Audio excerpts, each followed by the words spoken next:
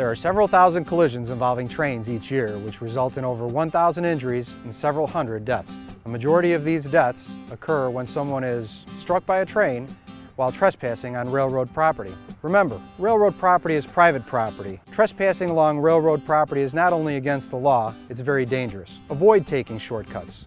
The only safe place to cross railroad tracks is at a designated crossing.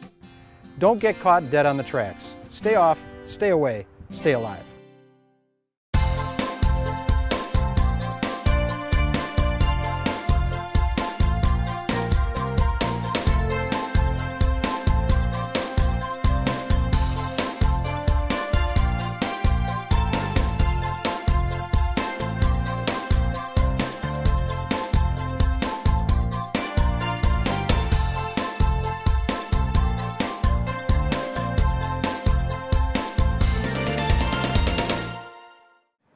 Everyone, and welcome to Elmhurst Field. We're on the campus of Elmhurst College for exciting Blue Jay football. Tonight, it's the season opener as the Blue Jays entertain the Dewhawks from Loras College. And a very pleasant good evening, everyone, and welcome alongside former defensive back and former Blue Jay coach Tony Minestra. I'm Mark Kruger. So glad to have you with us here tonight. And Tony, the Blue Jays coming off of their best season in school's history. The big question is, can they continue that level of play here in 2013? Well, all throughout the offseason, first-time head coach Joe Adam has challenged his team to raise the bar that was set in 2012, and it's a high mark. You're talking about a team that went 10-2 and won to share the conference title for the first time since the 80s, a national top 25 finish, and the first playoff victory in school history. The challenge is raising that bar tonight. The journey will begin against Loras College here at Elmhurst Field. So many great players gone from last year's team. Scotty Williams, the running back, Joe Furco, the quarterback, we can go on and on. But one young man who is back for the Blue Jays is the tight end, and that's Vince Gabriel. Well, you're right. A lot of the impact players from 2012 are graduated, but this roster is deep and it's talented, and Gabriel leads a loaded backfield that'll need to lead first-time starter Joe Camilleri at quarterback tonight if the offense is going to pick up where it left off last year. As far as the defense is concerned, a lot of key personnel also gone to graduation, but Tony, the secondary is back and they're experienced. Yeah, they are. All four key components in the secondary are back, both corners and both safeties. Mark Evangelista leads a very stout back into the secondary, and they'll take their blue-collar mentality that Coach Adam preaches and has preached all throughout the offseason to the field tonight. Should be a lot of fun. Elmhurst College football. This is Elmhurst, our kind of town. We'll have the starting lineups and the opening kickoff. Blue Jay football is coming up next.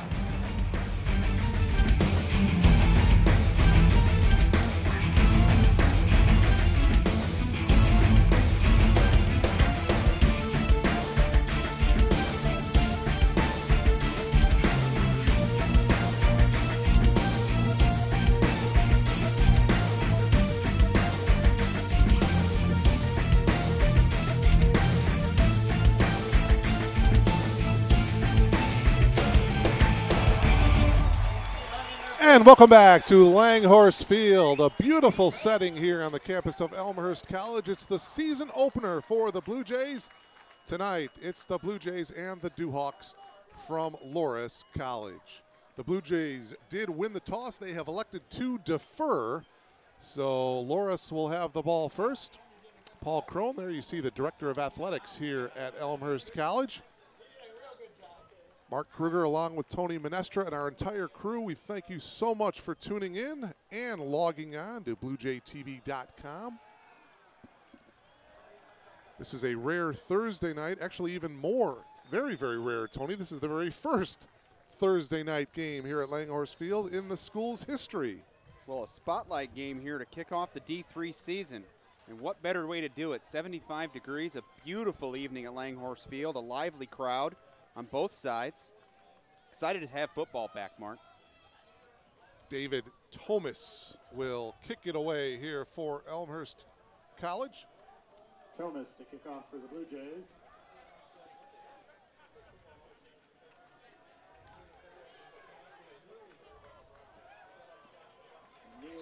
And back deep for Loras is Conte Neely and Mike Canavello.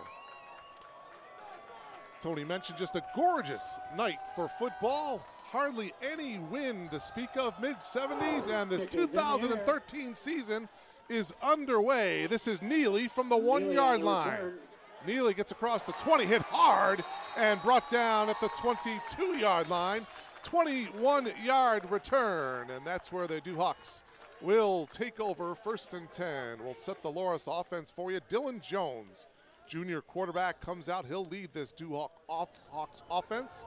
The 2 wideouts, Brendan Oates and Nate Even. The tight end is Tom Zeckler. Up front for the Duhawks, the 2 tackles are Dan Murray and Kyle Rouse. David Roach and Cole Smith are the guards, and the center, Dunn gets Brendan credit for that Rosner. tackle for the Blue Jays. In the backfield, the fullback Kyle Berquist and Nate Carrier. Jones starts the game out of the gun. Oates goes in motion. They give it off to Nate Carrier. And Nate Carrier to the left side. He'll get across the 25 for a pickup of 3. Set the defense for you for the Blue Jays. Up front, Chris Reed, James Newsom, and Charlie Roberts. He comes back at that defensive end spot. At the linebackers, it's Wills Massey, George D. Maria. He is back at that linebacking spot. Robbie Dunn. And the secondary, we touched on in the open, Marvin Carr, Cody Kaczynski, Steve Ritter, Mark Evangelista. They are a good one, along with Alec Giles. 2nd down and 6 now for the Duhawks. Actually a 4-yard pickup on that play by Carrier. And again, it is Carrier, and it is again to the left side. And Carrier brought down by James Newsom. He'll pick up about a yard. It'll bring up 3rd down and call it 4 yards to go here for Loris. Well, it's a Loris College offense that's built very much in the same way that the Elmhurst offense is. They want to start with the ground game, as you get a look here. Bouncing the power play outside. Everything comes from the ground game, and you'll see that. You'll see a little play action. This time here, a little 3-wide look for the Duhawks. 3rd down and 4 here for the Duhawks from their own 28-yard line. First offensive series of the game, and the first pass of the game for the Duhawks is complete to Nate Even on the far side, and it is going to be enough for a first down at the 37-yard line. It'll be 1st and 10. Well, this is a very opportunistic defense for the Blue Jays in 2012. They led the conference in turnovers, in the top 10 of the country in turnover margin last year. The secondary is back. There are some new faces in the front 7, but they're going to need to play turnover type of defense again. There's not a lot of playmaking ability in the front 7. The secondary is going to have to step up.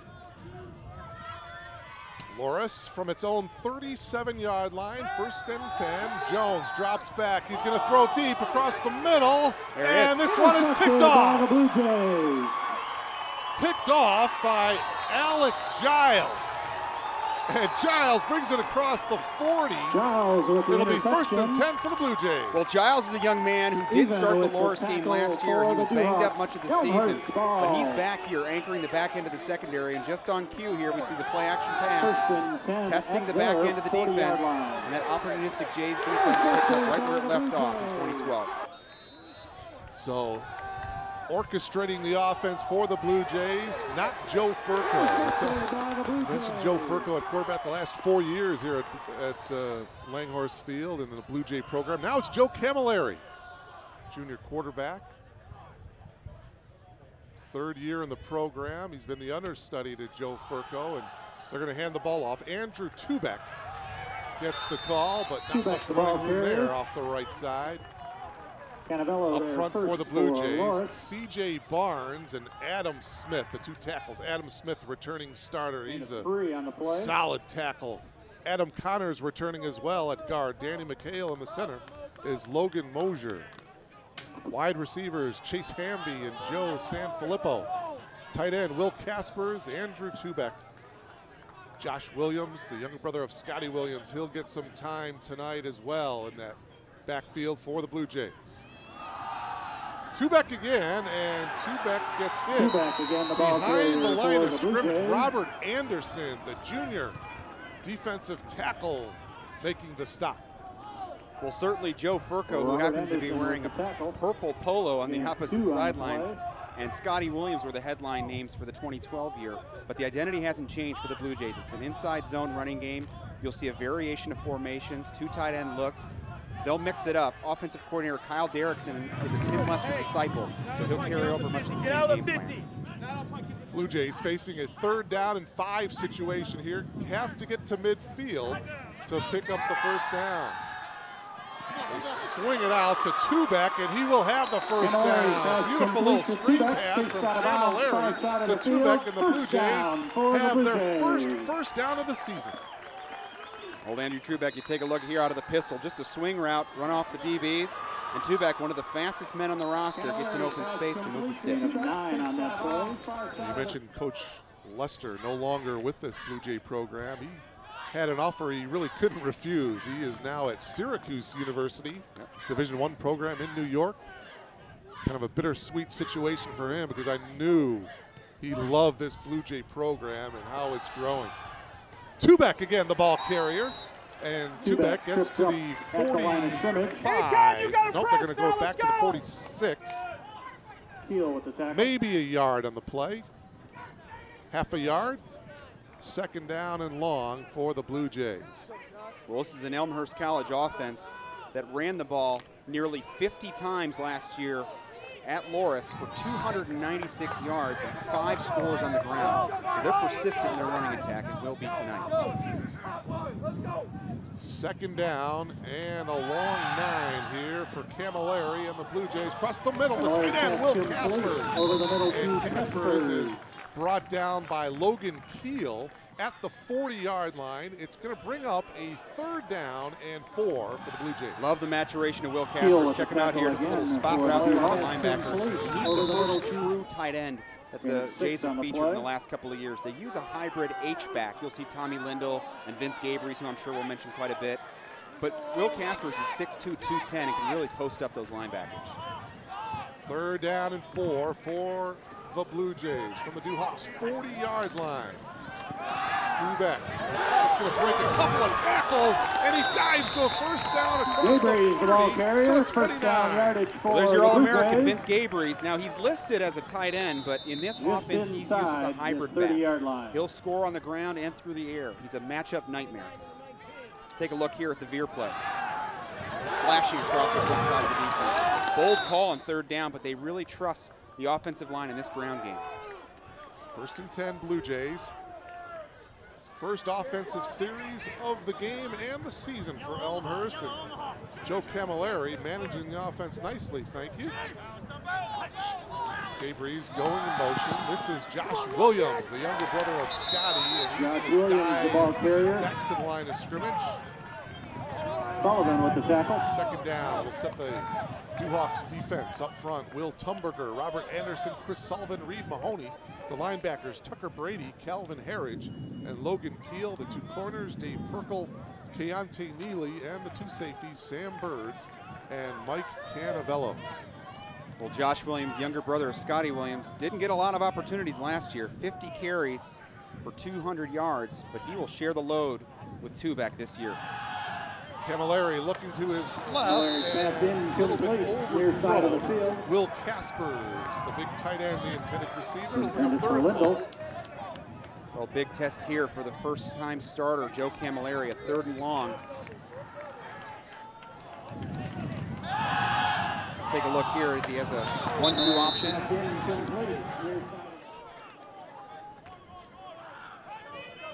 Jays will spread things out here in 3rd down.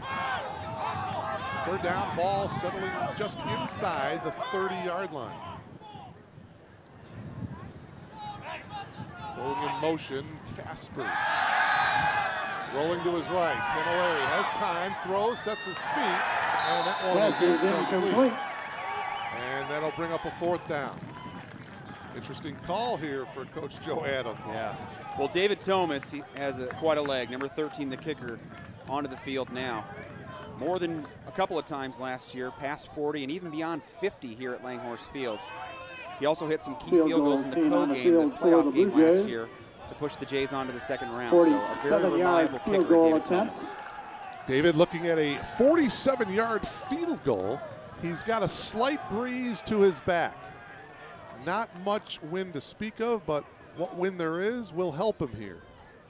Again, a 47-yard field goal attempt, and it looks like he hooked it to the left. So first offensive series for Loras, an interception. First offensive series for Elmhurst results in a missed field goal. Well, some positive things to take away there. I know Thomas pulls the field goal, but the offense, as we get another look at it here, had the leg, just not the trajectory on it. Elmhurst offense right back to their old tricks, Mark, in 2013 here. The ground game in the inside zone looks to be the bread and butter of the Jays.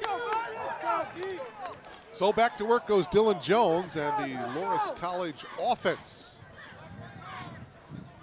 Duhawks take over 1st and 10 from their own 30-yard line. The give is to Nate Carrier. Nate Carrier loses a yard or two on the play. Wills Massey and company was there defensively. Outstanding play here by the corner, Mark Evangelista. Take a look at Mark, number 6, taking on the lead guard there. It's just a power play that bounces outside. Great play by the front 7, and that's Robbie Dunn cleaning it up. Yeah, Robbie Dunn there in the end, number 39. A loss of a yard, Tony, so it's going to bring up 2nd down and 11. Just under 8 minutes to go here in the opening quarter. Jones again handing it off to Carrier. And Carrier will pick up about 3, back up to the 32-yard line. It'll bring up 3rd down and long. Well, Carrier, number 25, can be a pretty physical back and a tough guy to deal with. He's 6 foot, 200 pounds, just a sophomore. So he'll anchor that inside running game for the Duhawks. Tonight's game, just the 4th meeting between these two schools. The Blue Jays are a perfect 3-0 in the previous 3 meetings against the Duhawks. Yeah, 2010, the closest of the 3 contests, 26-14. Since then, it's been all Jays. 50-24 in 2011 and a 36-0 drubbing in Dubuque last year. 3rd down and 8. Carrier again, the ball carrier, and he's not going to go anywhere. Boy, out of nowhere came Cody Kaczynski. Cody Kaczynski is a young man who has waited his turn. Number 31, you'll get another look at it here, slashing across the line. Back deep for Elmhurst. Old call on 3rd down. Is Cody Kaczynski, a senior now, stepping into the back end of that secondary. And talking to Coach Joe Adam in the offseason, he'd like to bring more pressure, and we've seen a little bit of it here from the safeties. For the Duhawks. Come on, Chase. Chase Hamby is back deep for the Blue Jays. You take a look at Chase right there, and he's going to come over to his left, catch it inbounds, gather himself, and bring it back, and he's going to be brought down at about the 35-yard line, and the second offensive possession for the Blue Jays will begin from there. Terrific punt by Nunley, just pinning Chase against the Elmhurst sideline there, giving him no room to run, putting Elmhurst on a long field. Boy, when I heard Tim Lester taking that, because I was happy and I was kind of disappointed too, Tony, because he's done such a great job. He was a CCIW Coach of the Year last year. Well, in 2008, when Tim arrived, he instilled a blue-collar mentality here that is now carried over with this staff, and Coach Adam has worked with him the entire way. Play action, Camilleri is going to go deep, and a little bit of contact there. There's the flag. Chase Hamby and the defensive back got tangled up, and that's going to draw a flag. Well, Chase Hamby there, a veteran move. Dave Perkle had him, the 6'1 junior for Loras, but the ball was clearly overthrown. Chase Hamby, understanding that, that's a veteran play there to draw the foul. As you take a look here at Camilleri on the boot, it's just a one-man route.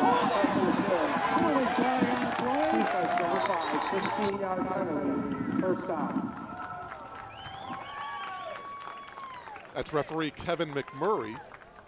Rest of the officiating crew, the umpire is Ed Beavers, the linesman is Pete Bobber, line judge Jim McHugh, field judge Ben Hardy, the side judge John Quinn, and the back judge is Mike Cunningham. So defensive pass interference by Loras gives the Blue Jays a 1st and 10 right at midfield.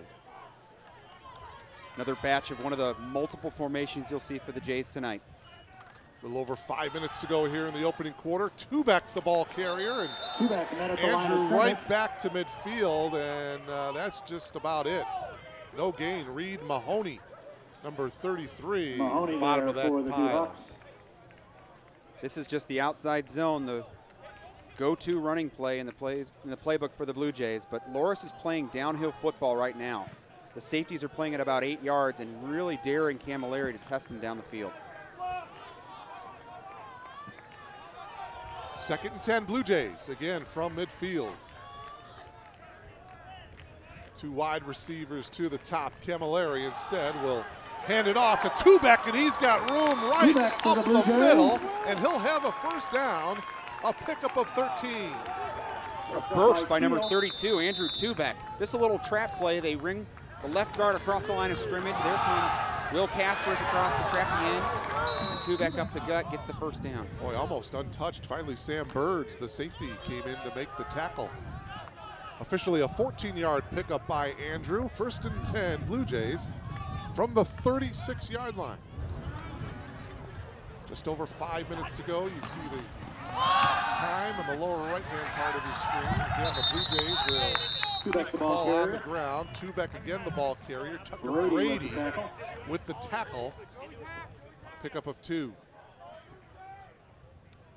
Well, Elmhurst on opening day, Mark, since 2000 are 11-2 in the season openers. Lost to Ripon College back in 2000, then beat Benedictine 8 straight years. I've gotten Loras the last 3, so pretty good on opening day. No question. The Blue Jays get geared up for that tough CCIW conference play. 2nd down and long. Little screen here to Tubeck as he runs into one of his own teammates there. The ball may have gotten loose. Duhawks say they have it. And we're going to unpile here. Well, the officials are thinking it's Duhawks football. Everybody getting unpiled there. There's Tubeck getting up. And it looks like it is going to be Duhawk football. There it is. There's the call. It is Duhawks football. So the first turnover by Elmhurst. Each team with a turnover here in this first quarter. Here's a look at Tubeck on the design swing play. A very conservative call and just coughs it up there. Loras comes up with it in the scrum. The Blue Jays last year, Mark, we mentioned, #1 in the CCIW in turnover margin. How about plus 16 on the season? That's incredible. They took the ball away with great regularity and took care of the ball. So an early mishap here. Wow. That is impressive. Here's Jones now out of the gun. Boy, he's got some time. He's going deep to his left, has a man. He goes up. That's Nate Even, and it looks like Even came down with it at the 30-yard line. Well, taking a shot after a turnover there, testing the back end of the safeties, and Giles was in pretty good position there. Even just posted him up on the back end. Take a look here. 38-yard reception from Jones to Even. Safety's just late to get over. No pressure at all. Yeah, that's the key. Jones had a lot of time to throw that football. So it's 1st and 10 Duhawks from the Blue Jays 31-yard line. Again, Jones out of the gun. They're going to fake and pass again to Nate Even to the far side. 2 plays in a row to Nate Even. And the Duhawks are driving now at the 15-yard line of Elmhurst. Well, nice game planning by the Loras coaching staff there. Playing on the discipline of Mark Evangelista, who is a rolled down corner there in the cover 2. The play action draws him up. Paul Merkowitz, the head coach for Loras in his 3rd year at the helm. Jones looking to pass again, incomplete. His intended receiver, Brendan Oates, and he overthrew him just a little bit. Well, he had Oates. He was down the seam there. And he did. Let him a little too far. Looked like the safety, Alvin Chikonga, was in a little bit of miscommunication in the back end of the secondary. Boy, just a gorgeous night here in Elmhurst. It is Community Day, which basically means that if you live in Elmhurst, if you're an Elmhurst resident, you get in for free. Not a bad deal. Sure. College football on a Thursday night. Oh, I'd like it, especially if it's 75 degrees and no wind.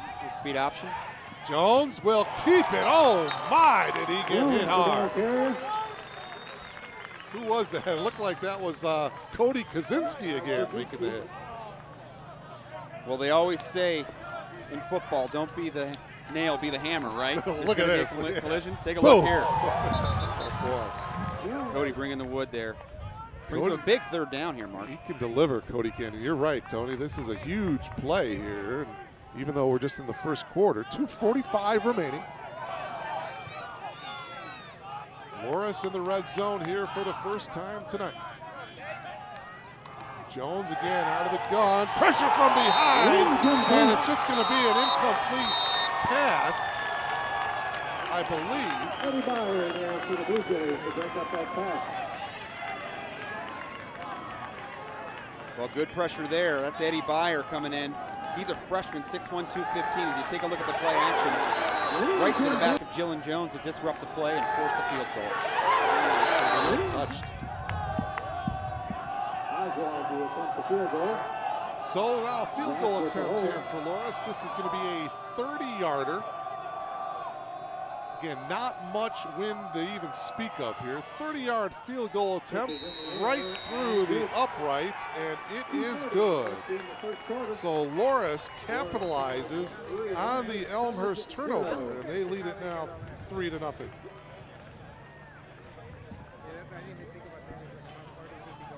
Well, some positives to take away from the defense. Certainly some holes in the back end there on the secondary. At some points in the drive, as you get another look at the field goal. More than enough distance on it there. Blue Jays have got to get some rhythm on offense here. They're committing to the run game early. That's their identity. But Joe Camilleri has got to start to stretch this defense a little bit and give his back some space to work. Louis Oswald with the 30-yard field goal to give Loras the 3-0 lead here. Mark, how do you like the new jerseys? I wanted to ask you about that. That's pretty sporty. Yeah. I like it. Blue Jays, the Elmhurst down the leg there. I'm told there's some more surprises this season unfolds. Okay, So. all right. You'll have to stay tuned. Now, they do have the letters on the front of the pants, I saw. BCM. Yep. You want to explain what those letters represent? So part of the mentality of the program is the blue-collar mentality Coach Lester brought here in 2008. It's a philosophy that bleeds through the recruiting process. It bleeds through the practice that nobody's going to outwork these Blue Jays. And to a man up and down the roster, each of these players believes in it. It's preached every day. It's talked about all the time, and you see it right there on the pant leg of the Blue Jays.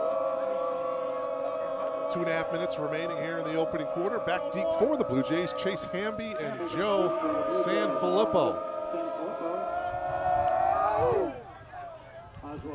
And this is going to be Hamby from the Elmhurst 5. Got some room up the middle, 30, 40, and he gets brought down at the 45-yard line. A 40-yard return by Chase Hamby, and the Blue Jays in excellent field position.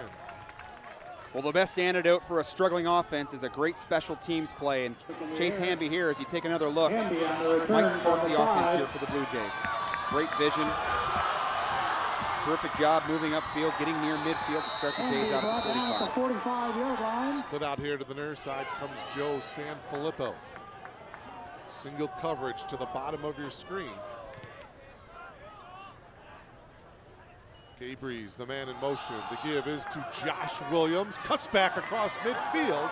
And Josh Williams, the ball carrier. At the 48. Gain of 6. Well, as the Blue Jays hurry up to get back into the huddle. Josh Williams, Mark, is listed in the program at 5'8", 180. He's built a little bit differently than his Gagliardi Trophy winner, Scotty Williams' brother, but he runs with more power. He's more physically assertive in the running game. Scotty had terrific vision, something he's passed down to his brother.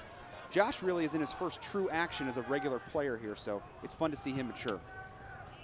Second down and 3 now. Gabriel, the motion man. Again, it's Williams. He'll have the first down and more as he dives to the 42-yard line. Williams, and they'll move the chains here with 1:40 remaining in the quarter. And this is the great, here you take another look at the inside zone. This is the great vision coming into play of Josh Williams now. At the point of attack in the inside zone, you can cut it back against the grain, take it at the point of attack, or bounce it outside, and that time chose to cut back against the guard. Adam Connors, the offensive guard there on that left side, just plowed the defensive man. Huge hole. Logan Mosier, the center, did a nice job in that play as well. 1st and 10, Blue Jays from the 42. Here's Williams again, the ball carrier. He goes straight up the middle, hit initially by Calvin Harridge, number 45. He'll gain maybe 2 on the play. Well, 3 new starters in that offensive line, Mark. That was really the unheralded Robert group Anderson last year. with the tackle. A lot of hardware at the end of the season, but they were really, truly the engine that got that ground game going. You lose a guy like Charlie Hamoki, Peter Stamos, an All-American type player, and Chris Kirkpatrick. They filled in nicely. This offensive line has been recruited for years. It's pretty deep and talented. 2nd down, 8 yards to go for Joe Camilleri and the Blue Jays. Joe out of the gun, play action. He's going to roll this side. Now he's going to keep it and run. And Camilleri, we the see ball for carrier, the first takes time that just how down good near Joe's side. legs are as he Purple. runs to the 35. Well, Joe adds a little bit of a different flair than what Furco did. Furco more of a pocket passer, a game manager of sorts, and Joe Camilleri's built 5'11", 190, and he Gain can of run a 5 little on the bit. play. So it adds a little bit of a wrinkle to the offense now. It's going to bring up 3rd down and 3. The ball at the 35. Have to get to the 32-yard line to pick up a 1st down. And they're going to hand it off. And what a stop. What a stop by the Loras Lindahl, the ball defense. carrier. Mike Canavello came up, the safety, to make the hit. Brady with the tackle. Well, that's Tommy Lindell, and he runs very powerfully here. I just think it's a bad read here by Joe Camilleri as we get another look. Defensive end crashes. No movement at the point of attack. Lindell is dropped for a loss. Tucker Brady, number 38, was there to finally bring him down there at the end. No gains, actually a loss of a yard as we come to the final seconds of this opening quarter. It's 3-0 in favor At the end of the Loras first quarter, College. your score is And when we Loras start College the second 3, quarter, Elmhurst it will College be the Blue 0. Jays with a tough 4th down and 4 situation from the 36-yard line.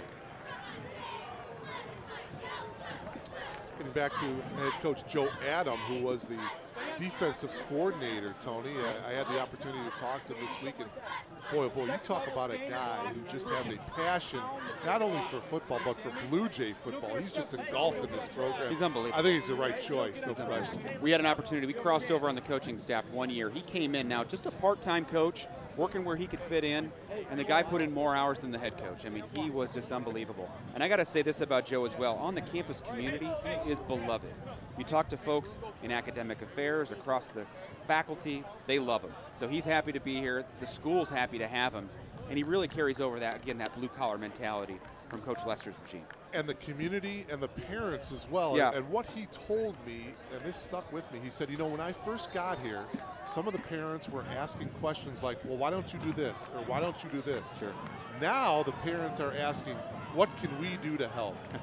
You know, and when you get that kind of support, not only from the parents, but from the community, it just kind of makes you want to work that much harder, doesn't it, as a coach? He's one of these guys you just love to be around, Yeah. too. He's excited about the game. He's passionate, and you can trust the guy.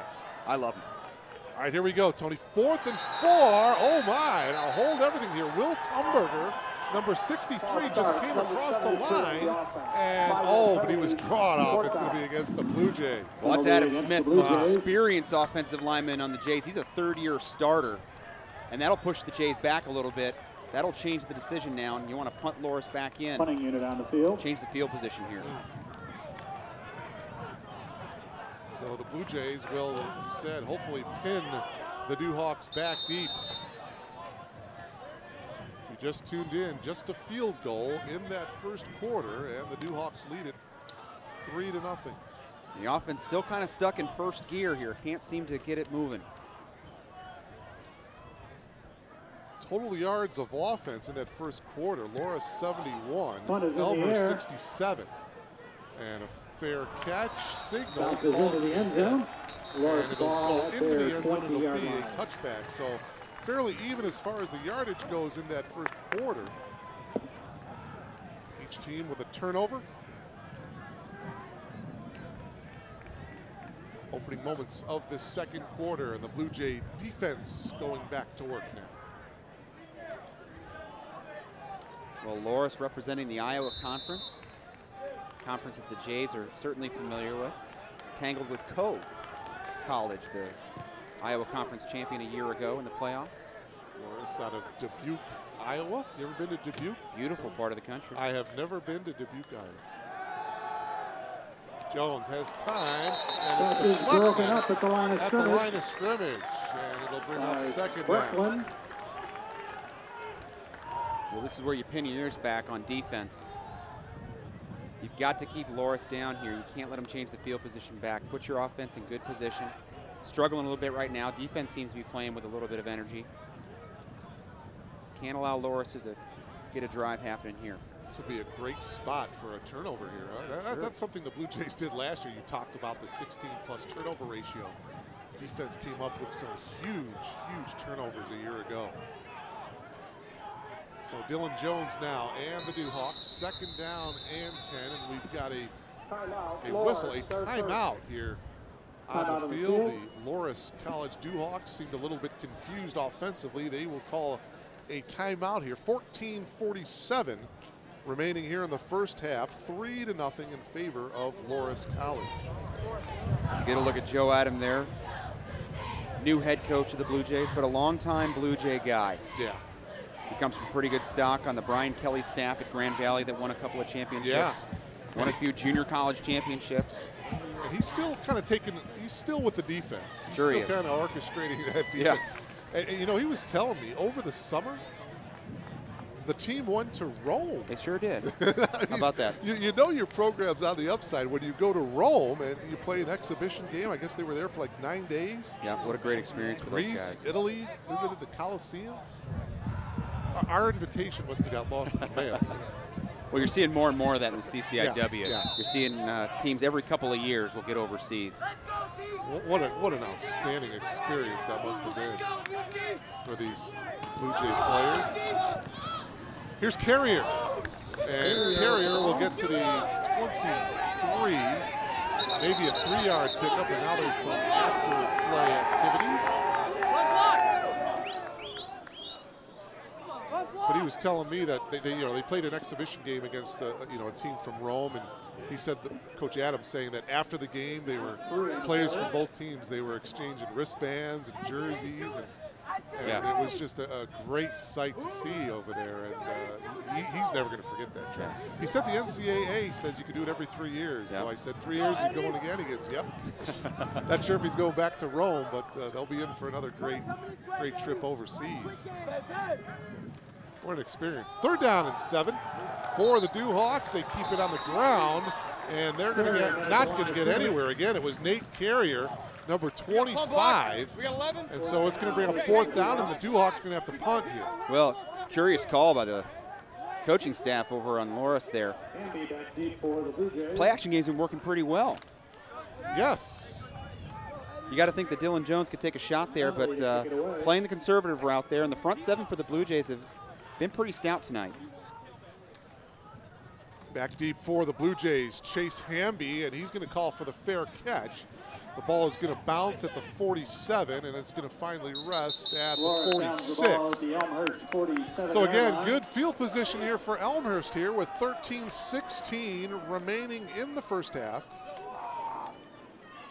3-0 in favor of Loras. Another September game here for the Blue Jays, Mark, and over the past 11 seasons, how about 32-3 in the month of September? That's not bad. Not bad at all. The 2 blemishes there in 2011, a bump down in Hyde Park against the University of Chicago, and then, of course, last year, North Central College. Blue Jays, they'll have North Central here at Langhorse Field later on. Andrew Tubeck is the ball carrier. Andrew still can't get down. The Dewhawks say the ball is coughed up and they have it, but no, the officials are spotting it at the 49. It's going to be, after all that, a 3-yard gain for Tubeck. Well, commitment to the running game. This is the identity of the offense. Coach Kyle Derrickson sticking to his game plan. Easing in his young quarterback. Yeah, Andrew's, let's face it, he's going to be the bulk of the offense. He's going to get the carries. He's the deep man. He's right behind Camilleri there. Blue Jays facing a 2nd down and 7. It's Tubeck, and he's going to have a first down inside the 30 to the 38. Gashing the Loras defense off the right side. This is just a veer read by Joe Camilleri and a good give into the belly of Tubeck. 11-yard pickup by Andrew, giving the Blue Jays a first down. And a great block by Adam Smith, the right tackle, crashing down on the linebacker, creating a seam for Tubeck. Just over 12 minutes to go here in this first half. Mark Kruger, Tony Menestra, and our entire crew, we thank you so much for tuning in. Andrew Tubeck again, the ball carrier. He'll get across the 35-yard line. Sam Birds, the safety, with the tackle. And Sam Birds, Mark, is the safety, and he's downhill right now on the snap. So the Blue Jays running into 8, 9 men boxes as the safeties are moving downhill first at the snap. Second down, 6 yards to go. Ball resting at the 34. Pretty good drive developing here for the Blue Jays. Andrew Tubeck has been the workhorse on this drive. Tubeck straight up the middle running again. Breaks one tackle, cuts to the outside. Inside the 20, inside the 10, and he gets hit hard at the 7. It's going to be first and goal, Blue Jays. Andrew Tubeck battling through injuries in 2012. An admirable backup to Scotty Williams as you get another look at him here. The give by Camilleri and just the tenacity of number 32 to get outside. Look at Camilleri out in front laying a block. So the Blue Jays now in the red zone for the first time in the game. Just ripping free of the defenders there. Outstanding effort by the quarterback, Camilleri, downfield. Timeout on the field here as the Blue Jays come over. There's an injured Duhawk down on the field right about the 10-yard line. There you see him there. We'll get a number on him. But after the timeout, it's going to be first and goal here for the Blue Jays. Well, you look at the rushing yards last year in 2012 for the Blue Jays. And if you include the 2 playoff games, Mark, you're looking at 2,100 yards from Scotty Williams, 366 from Joe Furco. So just through graduation of those 2 individuals, you've got 2,500 yards you've got to replace. Yeah, exactly. They'll find a way to do it with a combination of Josh Williams and Vince Gabries. See quite a bit of Tubeck. You'll see Tommy Lindell in there. They'll mix it up. In this game last year against Loras College, the Blue Jays racked up over 400 yards of offense, nearly 300 yards on the ground. Scotty Williams ran wild, 159 yards rushing last year for Scotty Williams. Keontae Neely, the corner, oh my, he's the injured Duhawk. Watch him, number 12, see if we the can get left a look at side. it here. There he goes down kind of awkwardly right there. Oh, yeah. Maybe a right knee, maybe a stinger, hard to tell. Back to action now, the Blue Jays. This is Tubeck. Tubeck, the ball carrier. And they get closer and closer. Andrew inside the 5 to the 4. A gain of 3. Well, just a little bit more to close the conversation on the running game, Mark. You mentioned the yardage on this. I mean, 3,100 yards on the season. And this is amazing. 548 rushing attempts, but for an average of 5.5 a carry. So a very effective ground game for the Blue Jays. And it looks like that might continue the way Andrew Tubeck has been running the ball, especially on this possession. Here he is again. Second goal, and he's going to get tripped up at the 2. The ball is loose. Oh my, Loras College has recovered. Oh my, Tucker Brady, number 38 with the fumble recovery. And I think it was Sam Birds, the safety, that came downhill and dislodged the football from Andrew Tubeck. His second fumble tonight. Yeah, boy, that is tough. Take a look here. Just a simple zone play. And it sure is the safety. That's a shame. Low on the shoulder. Taking the football away. They're backed up now on the 1-yard line, but what a turn of events here for the Duhawks. Yep. Loras College has never beaten Elmhurst. This is only the 4th meeting between the two, but now the Blue Jay defense is going to have to step it up here. Carrier to the 1. Giles was there, the free safety, making the tackle. Really no gain. 2nd and 10 now for the Duhawks.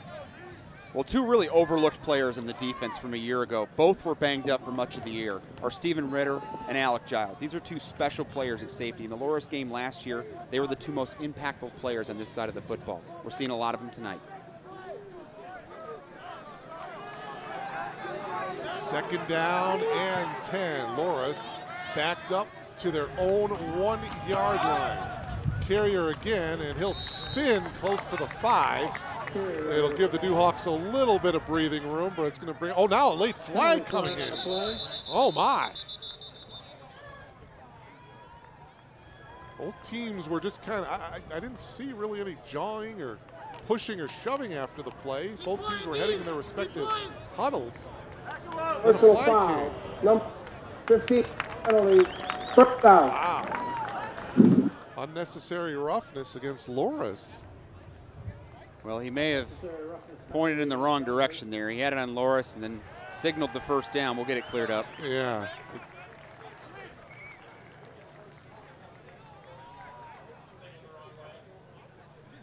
We believe that the official may have signaled the wrong way. It's game one for everybody, Mark. Right. You know, we're just kind of shaking off the cobwebs a little bit here. Referee Kevin McMurray. Correction. Personal fouls against offense. Down is third. Dead ball penalty. All right, so it is against Loras, and it's going to be third down now. Well, tough spot to be in here. You don't have a lot of room for your punter. You wonder if they want to put the football in the air and take a chance, or do they put it in the belly of the running back once more? We'll see. Jones under center, again from their own 1. Third down, they pitch it to Carrier, and he'll have about a yard, maybe to the 2, and that would be a generous spot. Fourth down, and Loras is going to have to punt deep from their own end zone. Well, Coach Paul Merkowitz for the Dewhawks, as you get a look at the little toss lead here, I got to give it to him. He's consistent. He's staying with the running game, but I got to like their chances in the back end here. Some of the play action stuff looked good early. Opting for the conservative call there. Chase Hamby comes over to his right now. The ball is going to bounce, and it will finally stop at the 47-yard line of Loras. So excellent field position again for the Blue Jays. Well, the defense did the job. We'll see if the Blue Jays can put some points on the board. They obviously have been doing a good job of gaining yardage, Tony, just not finishing. Sure. So out trots Joe Camilleri and the Blue Jay offense here. 8:42 remaining in this first half. Like to see Joe get it going here a little bit. Got to open up the offense to give some running lanes for Josh Williams and company, as we see number 5 behind Camilleri now in the pistol set. Beautiful night. Beautiful sunset here in Elmhurst. Thursday night game. Here is Williams, the ball carrier. And Williams gets to the 44-yard line. Calvin Harridge was there to make the stop. Actually, they spotted back at the 45, so gain of 2. Second down and 8 for the Blue Jays. Well, the ground attack by both teams has whittled this clock down to just about 8 minutes here to go in the half. It's been a swiftly moving game here on Thursday night. Has. Now splitting out to the top of your screen, Joe Sanfilippo.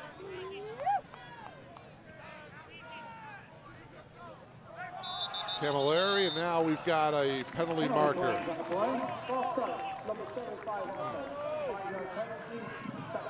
That's the right guard, Danny McHale, guilty of the infraction. 5-yard walk-off. We'll bring it right back to midfield for Elmhurst. Still working out some of the bugs as the offense. Certainly new offensive coordinator Kyle Derrickson still finding his groove here with his new group of Blue Jays. 3 new offensive linemen. Gabe Rees, top of your screen, he's in the slot. Second down, 13 yards to go here, and they give it to Williams on the draw as he scampers to the 49 of Loras. And it's going to bring up third down and 12 now for the Blue Jays. Another tough spot here for Joe Camilleri and the offense. They've had great field position for much of the first half here, starting with the football on the right side of the 50-yard line, not able to capitalize. See if Joe can hit the tight end here. Will Caspers. I'm going to go out on a limb here. See if they can get it done. Third down, call it 12 for Elmhurst from the 49. Camilleri instead going deep to the far side. And Joe Sanfilippo with a diving effort comes up empty, and it will bring up fourth down. Well, the game plan for Loras on defense is pretty simple. First down, 8-9 in the box. On third down, bring pressure and force Camilleri into a tough throw here. Just a one-on-one route here, just a go route for Sanfilippo. And Camilleri overthrows him. It's good coverage by Loras. Dave Perkle, number 5, is back deep for Loras College. He's standing at his own 10-yard line. See if Brett Baer can pin him down here.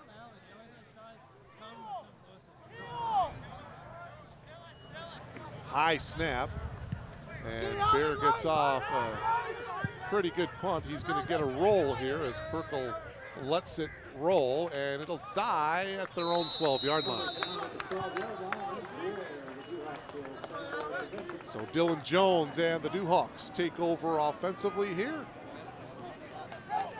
See the time, 5:41 remaining here in this first half, 3-0 Loras. Coach Joe Adam leaning on that defense right now. They've been pretty sturdy tonight. Just waiting for that offense to break through. That defense waiting for Loras to join him on the field. Get a look at Hammerschmidt Chapel there. Tallest building in Elmhurst, Mark. Is it really? Okay. Thank you very much. Dylan Jones going under center here now. He rolls to his left on the option. The pitch to Carrier.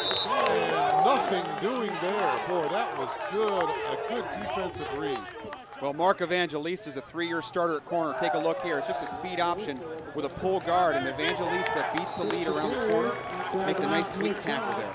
That was a good individual play by Mark. Good diving effort. Young man out of Wheaton. He is now the leader on that side of the football. A captain tonight, number 6. Back to the 7-yard line, so it's a loss of 5. 2nd and 15. And for most of this second quarter, Loras has been pinned down by their own end zone here. Out of the gun now, this is Jones. Looking here to the near side, and that pass is incomplete. A little bit underthrown that time. It'll bring up third down and long.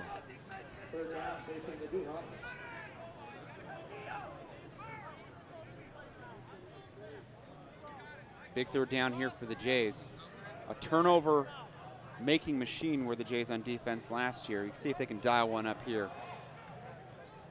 Well, Loras has a couple of, or forced a couple of Blue Jay turnovers in this first half, and they've capitalized on one of them with a field goal. And that's all the scoring so far here in this season opener. From Langhorst Field here in Elmhurst. The officials stop the clock here as there is a timeout taken here. 5:54 remaining, and Loras College taking a timeout here, Tony, with third down and 15. They want to make sure they have the right play, because you certainly don't want a mix-up deep in your own territory. Well, you got to love your position if you're the Loras Dewhawks here. You got 5:54 remaining in the first half. You're on the road. It's Thursday night. Good crowd here at Langhorst, and you're going against a top 25 team in the country, and you're blanking them. So play it conservatively, get a good punt out here. I think Loras has got to feel pretty good about themselves. They missed a few opportunities in the passing game early, but their defense has been pretty steady here tonight. By the way, if you're wondering when Elmhurst plays on Langhorst Field later on in this season, they open up CCIW play against North Central on October 5th. They'll also host Millikan University on October 26th, and also Carthage College on November 9th. So make a note and come on out to one or all of those games here at Langhorst Field. It really is a great setting. Well, after 6 home games last year, they flip it to 4, so a challenging schedule for the Blue Jays moving forward. All right, here we go, Tony. 3rd and 15. They swing it out to Carrier, and Carrier's going to get to the 10.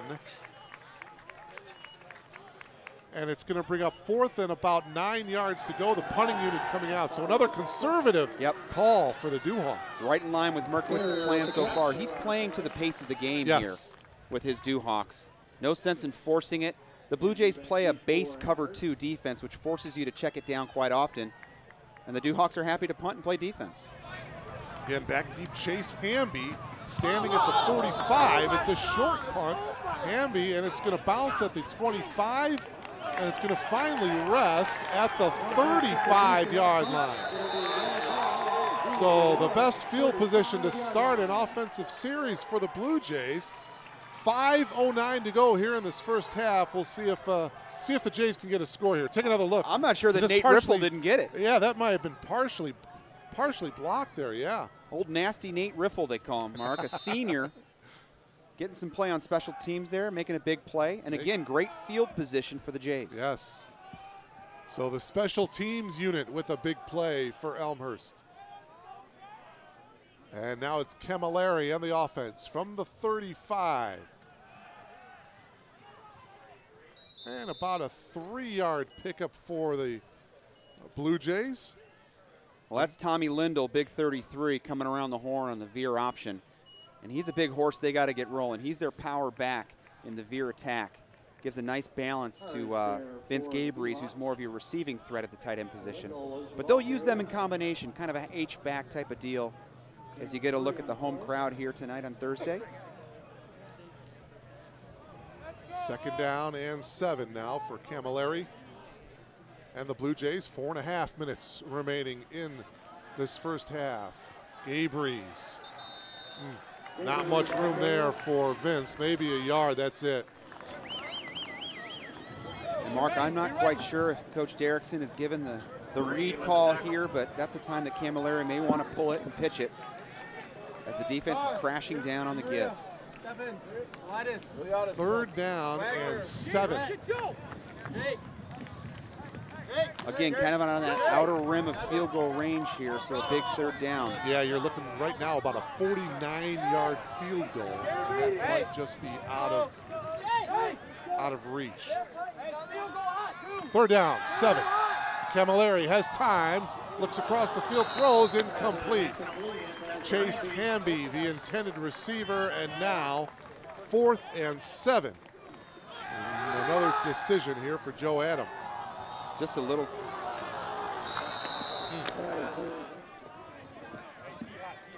Just a little comeback route that time by Chase. So Camilleri put it on him. Yep, looks like they're going to go for it here, Tony. Joe comes back into the huddle. 4th and 7. And you can bet that Loris is going to bring some pressure. They've showed pressure in big 3rd and 4th downs. I'm sure they'll bring it again. Williams just to the right of Camilleri. Man-to-man coverage. Joe looking across the middle. Now throws deep. Good coverage on the play. Actually, Gabrees, and it actually hit the back of Mike Canavello. Canavello wasn't looking at the ball, and it actually hit the back of his leg. Well, they brought weak side pressure there, a heavy pressure, and it was man-to-man defense, black coverage on the back end of the secondary. Camilleri just took a shot one-on-one. Take a look. Nice protection. Pretty good coverage there. Just a one-on-one play, and that's the danger when you're in black coverage, man-to-man. And a penalty against Canavello. It's going to be a defensive pass for the Blue Jays. But this is what Joe Camilleri is going to need to do on big 3rd down and 4th downs. They're going to pressure him and test his arm and test his steadiness. He needs to come up, step in the pocket, and make big plays. Great opportunity here now for the Blue Jays to capitalize as they're in the red zone now. Ball sitting at the 17-yard line. And we'll see if they go play action here first play. They've gone ground game on 1st down for much of the night. From the 17-yard line, Camilleri out of the gun, and he will keep it. Fake it to Williams, There you go. and it looks like he's going to go in. Touchdown, Blue Jays. 17 yards on the quarterback keeper, Joe Camilleri. Well, the Blue Jays are on the board for the first time in 2013. And I love the call by Coach Derrickson. As you see the home crowd, they're happy about it. They can breathe easy there a little bit, Mark. But Joe Camilleri, great pull. Got the Jays on the board. Well, they had great field position. Remember, they started at the 35-yard line.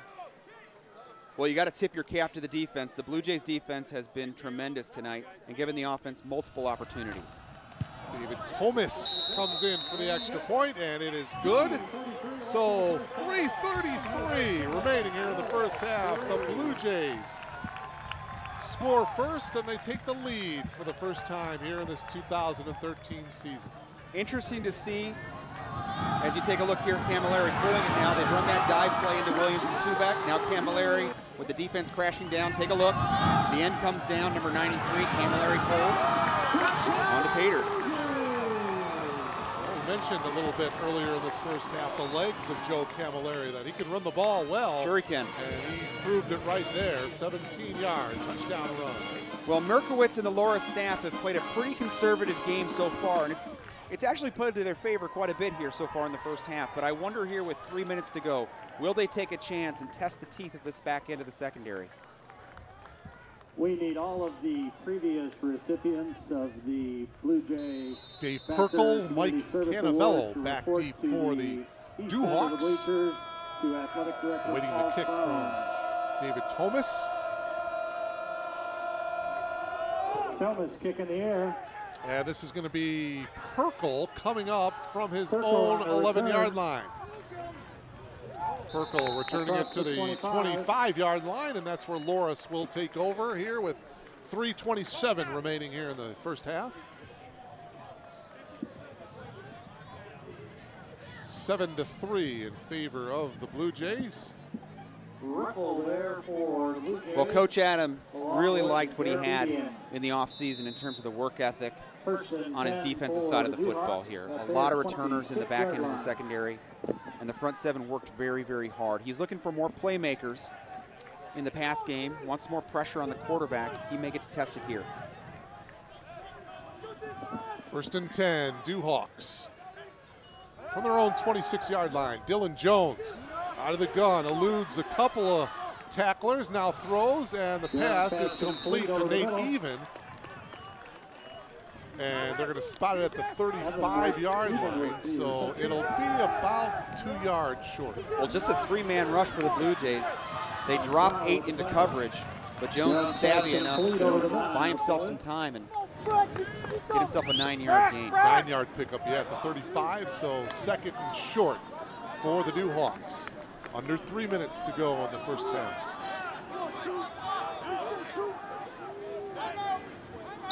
Dewhawks moving right to left, and we got a whistle before this play gets underway. Looks like a timeout. Who called it? Lawrence calling a timeout, so Dewhawks will talk it over here. 2:45 remaining here in this first half. Pretty good contingent of fans from the Dewhawk faithful here, Mark, as I look across the sidelines. Great night on both sides. You got an alumni tent happening here at Langhorse Field. Good student section in the end zone. It's been a lively evening. Coach Joe Furco, now the coach at Morris. And how about Chris Kirkpatrick? He is the offensive line coach at North Central College. So he's going to be an enemy now, right? And, Jamal Lane, the great secondary, now a running backs coach at Concordia of Chicago. You get a good look at the press box. That's us there. Wave, say hello. Wayne Tuxson as well, an impact player from last year, of course, on the Blue Jay staff here. So good to see a lot of those guys still turning their passion for football into a profession. Yes. Getting into the coaching ranks. 2nd down now and short. Jones, play action. He's going to throw a little bit off balance, but nevertheless completes the pass right at midfield. It's going to be a 1st down for the Dewhawks. Well, it looks like they brought a little pressure that time. Anthony Beltrano, I believe, the linebacker off the edge, and he was untouched. Dylan Jones slide steps it, one-on-one coverage, makes a play. Dewhawks are up to midfield. Yeah, to the 48-yard line officially of the Blue Jays. 2:25 remaining in the half. Jones looking for more. He's going to throw deep again to his right, but well overthrown. It was Nate Even, number 8, the intended receiver. They like that matchup, Nate Even against Mark Evangelista. Savvy veteran over there, number 6, great position. 2nd down and 10 now for Loris. Gold helmets and the gold pants, white jerseys. Well, the Dewhawks shaking off the ground game here a little bit and pushing the football down the field. Still 2:16 to work with, and offense seems to have something cooking through the air. 2nd down and 10. Jones now gets flushed out to his right, and he's just going to dump it. I believe that's to even to the 44-yard That ball's line. loose, Mark. Blue Jays say they have it. They do. So the 2nd turnover of the game for the Dewhawks, and the Blue Jays have it. Well, with a veteran secondary, Mark, you can bring more pressure. You can play more man-to-man coverage. Coach Joe Adam brought another pressure here, a linebacker pressure. Forces Jones to scramble.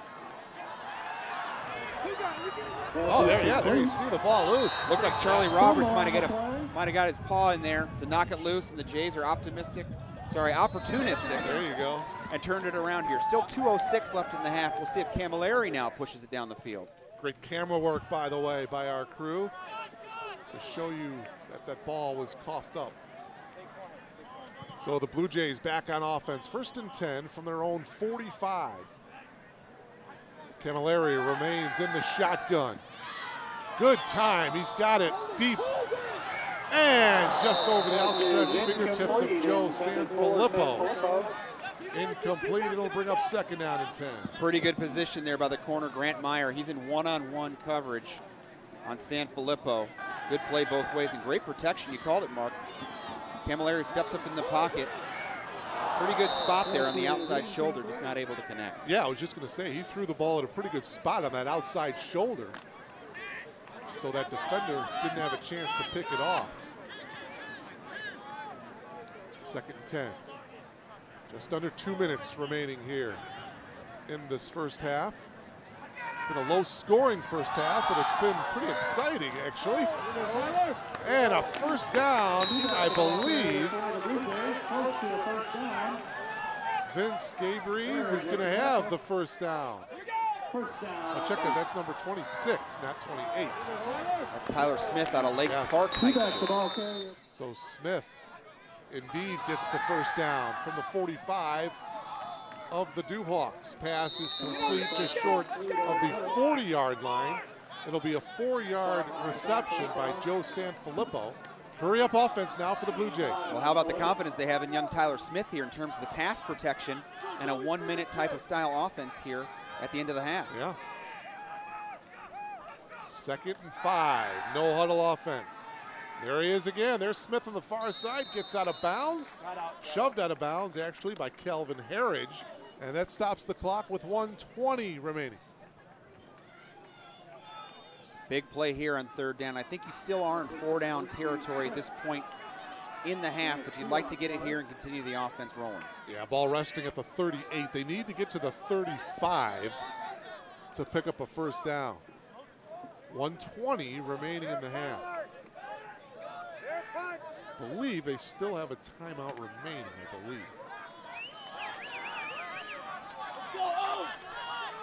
So the Blue Jays, 3rd down and 3.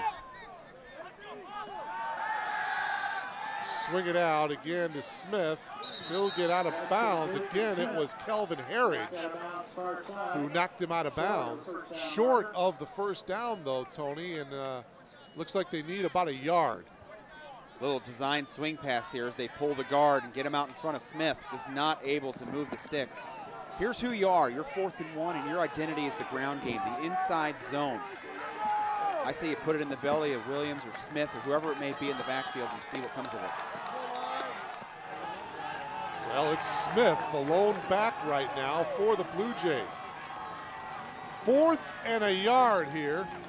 Just over a minute remaining in the half, and a penalty marker gets thrown. Actually, a couple of them get thrown. Well, now you may be in a position here with a 4th and 6 to have to punt it, pin the defense in, and play for the 2nd half. False start penalty against the Blue Jays pushes them back 5, and Tony, you're right. Let's take a look at the movement. And this is the second time tonight we've had some jitters on 3rd and 4th down, big plays. Left side of the line, and the Blue Jays are going to have to, are forced to punt now. Just over a minute, 1:14 remaining. Dave Perkle is the lone man back for Elmhurst. There you take a look at Dave. Well, no timeouts left for Loris, but 3 for the Jays. Yeah, it'll be interesting to see how Loris plays it offensively. Bear is going to do a great job, and they will get pinned down inside the 5. Now, an interesting call here for Coach Adam. Do you use your defensive timeouts with Loris buried inside their own 2-yard line? Let's take another look at the great punt by Bear going to the corner. Another great play by the special team. Wasn't pretty, but it got the job done, didn't it? Yeah, great coverage downfield there as well to pin him deep. Looked like Beltrano and Jakungle down there. 45 seconds remaining, and Loris has played it conservative throughout the entire first half. They've been pinned deep here several times. And again, they will continue that as they just hand it off to Carrier. And they'll use the timeouts. They will. Hey, you got them, you might as well use them. Timeout taken by the Blue Jays. Timeout, Blue Jays. Coach Adams showing a lot of trust in his defense here. It's been a turnover style of defense where they like to take the football away. It's practice. It's a regular part of their day-to-day life here, Monday through Friday. So we'll see if he can rip one loose here on defense. Carrier brought it out to the 9-yard line. So it will be 2nd down and 4 after the 6-yard pickup by Carrier. Big concern here on defense is maintaining, contain the corners, the outside safeties when you get a bounce play. Worst case scenario here is Loris turns the field on you, becomes the aggressor. 41 and 7/10 seconds remaining as you take a look at the great crowd on hand here as we pan across beautiful Langhorst Field. Season opener for the Blue Jays. Marked 6-0 last year in their 10-2 season here at Langhorst Field. 11-1 record over the last 2 years. Their last loss here at Langhorst was against the Titans of Wesleyan. Get this, on October 15th of 2011. So a tough customer here at home. Yeah, that's getting it done at home. Loris continues to run the ball, and it looks like another timeout taken by the Blue Jays. That's the Blue Jays' 2nd timeout. So they'll have one more with 35 seconds remaining. And Tony, you brought up a great point last year, 6-0. And I think if you're going to continue to grow and develop as a program, you got to get it done at home, and that's certainly what the Blue Jays did last year. Yeah, take care of your home field. Yeah, you look at teams that have been traditional power teams in this conference. You look at a Wheaton College and McCully. They own that place, and it's been a house of horrors for the Blue Jays. You look at Benedetti Worley Stadium down in Naperville. Right. Nobody wants to play the Cardinals down there, and certainly some of that has to do with the quality of the program, but you got to hold court on your home field, and I think Langhorst Field is starting to become that for the Blue Jays here. There's a different energy here when they're at home. Well, I tell you, when I parked in the parking lot, a bunch of tailgaters, the smell of brats and cheeseburgers, it was getting me hungry, Tom. Part of college, that's the great thing about college football is, you know, it's between the lines, but it's also beyond the field too, the atmosphere around the stadium. And There's nothing the like total it. experience of it all is as well. Carrier again, and Carrier Carrier just dives ahead for a couple. A couple of missed opportunities there by the blue shirts. Yes. Had a chance in the backfield. All right, so there's the final timeout taken by the Blue Jays. 29 seconds remaining in the half. Well, I love it. You have a weapon in David Thomas who can clearly hit from 50 and beyond. You've got Loris pinned in here. They haven't had great punts this afternoon. So take a chance at it. You still have 29.6. See if you can get yourself 3 points. It's 4th down, and Loris needs about a yard to pick up a first down, but the way they've been playing and the way they've been running their offense, they're certainly going to punt deep in their own territory. And you're right, Tony, the Blue Jays, well, they'll have no timeouts, but they should have about maybe 20 seconds to work with. They get the ball back, and they should have it in pretty good field position, and you mentioned a good field goal kicker. See if they can squeeze at least 3 points. Jays will need to maintain composure along the front line here. Don't want to jump and give a cheap first down. No reason to be itchy. Well, everybody's up. Nobody's back deep for Elmhurst, so they're going to bring it here.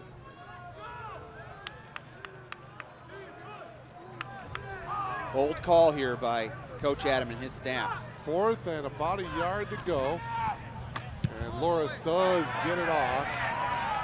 Wow, very good punt. Wow, this is going to bounce and go all the way back to the Elmhurst 18-yard line. Wow. 14 seconds remaining.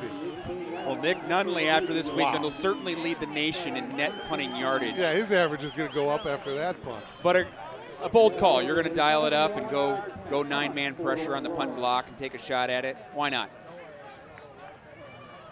Take a knee and head into halftime. I think you're right. Yeah, Joe Camilleri and the Blue Jay offense here probably just take a knee and they'll settle for a 7-3 lead as they'll head into the locker room.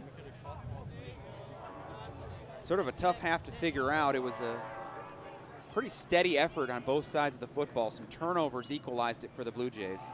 Well, they're going to give it. They're handing it off to Smith. Smith, the ball carrier. And Smith will get about 4 yards on the play as the clock winds down. And that will be the end of the first half. Loris jumped out to an early 3-0 lead in the first quarter, but in the second quarter, a 17-yard touchdown run by Joe Camilleri. And the extra point was good. That's the scoring here in this first half. Blue Jays over the Dewhawks by a score of 7-3 halftime from Langhorst Field. We'll be back right after this timeout.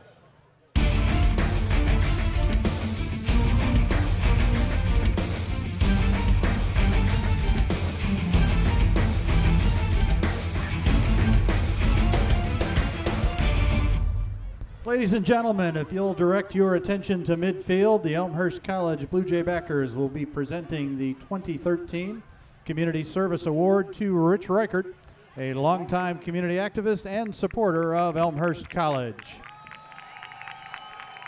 A 1994 graduate of Elmhurst College, Reichert currently works as the president and CEO of Community Bank of Elmhurst.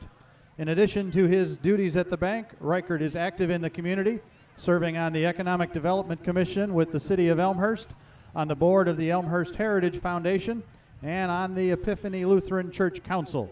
Reichert is also an active member in the Elmhurst Lions Club and a founding member of the Elmhurst Armpit Orchestra, a group of local professionals who perform in local parades and recently constructed the world's largest drum.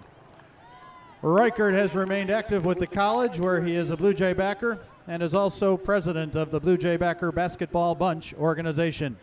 Presenting the award to Rich is Elmhurst College Athletic Director and Executive Director of the Blue Jay Backers, Paul Crone, and the president of Elmhurst College, Dr. Alan Ray.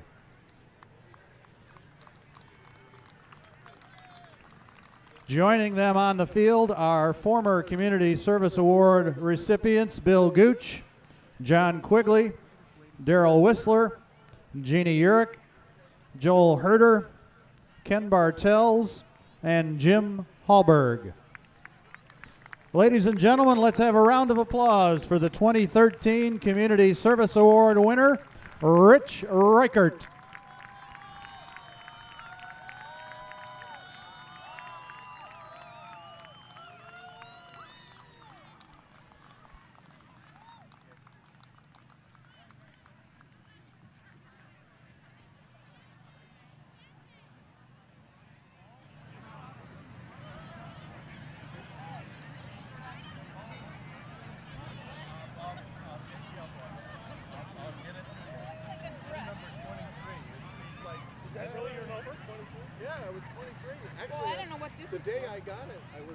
Please keep your attention focused on the 50-yard line. Although Coach Julie Hall has received many awards of recognition throughout her 20-year career at Elmhurst College, last Friday evening, the Elmhurst Volleyball Invitational, she added a major milestone to her coaching career. With the 3-set victory over Occidental College, Coach Hall amassed 500 career coaching victories in volleyball at Elmhurst College. Her team is off to a fabulous start with the season with a 6-0 record and a top 5 ranking in the country. In recognition of this coaching feat, we are proud to recognize her accomplishments at Elmhurst College and Community Day event. a plaque is being given to Coach Hall that reads, Julie Hall, head volleyball coach, Elmhurst College, in recognition of your 500th collegiate volleyball coaching victory at Elmhurst College. The student athletes under your direction have benefited because of your dedication to your profession. Your teams have always performed to their capabilities, been well prepared, played with competitive spirit, and have displayed sportsmanship in both victory and defeat. Congratulations, Friday, August 30th, 2013.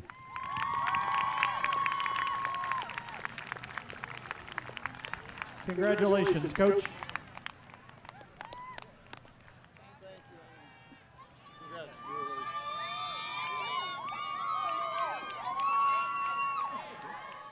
And welcome back to Langhorst Field on the campus of Elmhurst College. It's the Blue Jays season opener. We are at halftime with the Blue Jays on top of Loras College by a score of 7-3. Mark Kruger along with Tony Menestra as we take a look at some first half highlights. Loras got the ball first, and on its first offensive series, they go deep and a pick by Alec Giles. Good play by Giles there, and the secondary gets started right where it left off last year, the big turnover machine. That led to a field goal attempt, but David Thomas just pulls it a little bit to the left, and the score is still 0-0 at that point.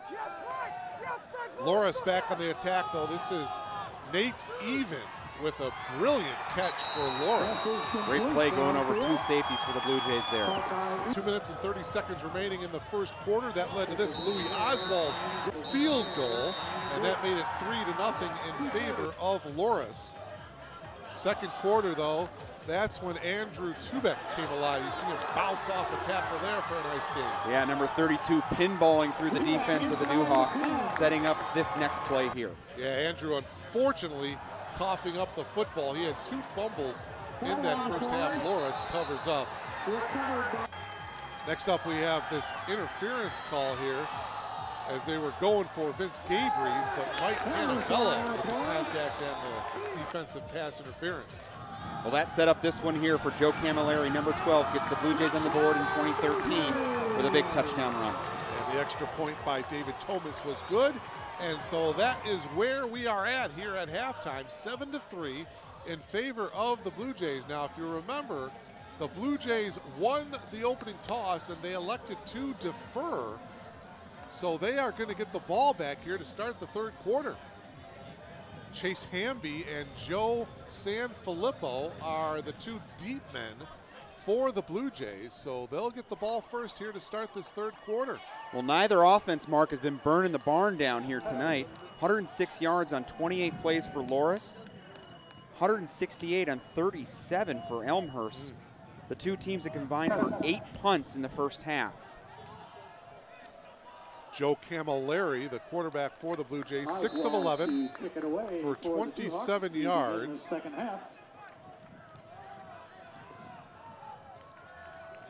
Meanwhile, Tyler Jones for Loras was 7 of 13, and he did have 1 interception for 95 yards total passing. This is Camby from his own 10-yard line.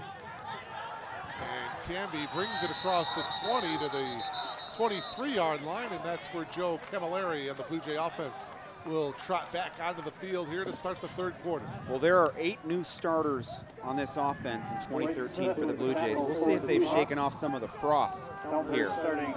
It's game 1 here at Langhorst Field, but you got to get this engine revved up here if you're the Blue Jay offense.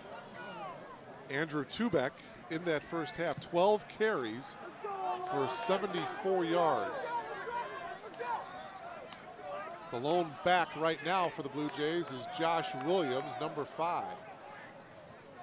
Camilleri out of the gun, and he's going to hand it off to Josh to the far side, and Josh will get close to the 30-yard line. It'll be close to a 7-yard pickup, second down and short here for the Blue Jays. Josh Williams sharing the load in the backfield with Tubeck. Tubeck, the primary carrier in the first half, 12 carries for Tubeck. Josh Williams just 6 for 17, 2.8 average. See if we can get him cooking here in the third quarter. Second down and 3 right at the 30-yard line for the Blue Jays. Camilleri looking over the Loras defense. Play action. He's going to go across the middle, and he's got his man. That's going to be a first down at the 40-yard line of Loras. That's Vince Gabrys, the preseason All-American.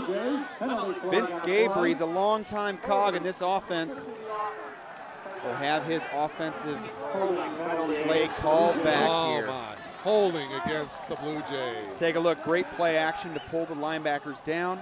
Gabrys, a matchup nightmare, that time getting down the seam, but it'll all come back. Boy, that is a shame because that was ran beautifully, the play action.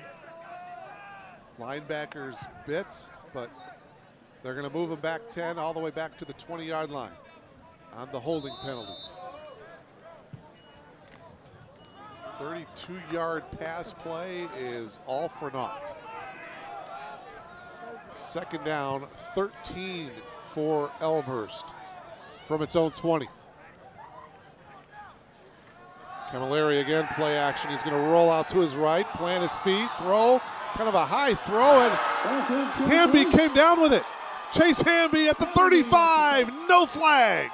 Well, we saw it throughout the entire first half. Loras using 8 and 9 men in the box to stop the run game, and Coach Kyle Derrickson on offense dialing up the deep balls against one-on-one coverage. Here's the bootleg off the play action, and it's just one-on-one for Hamby, and he beats his defender.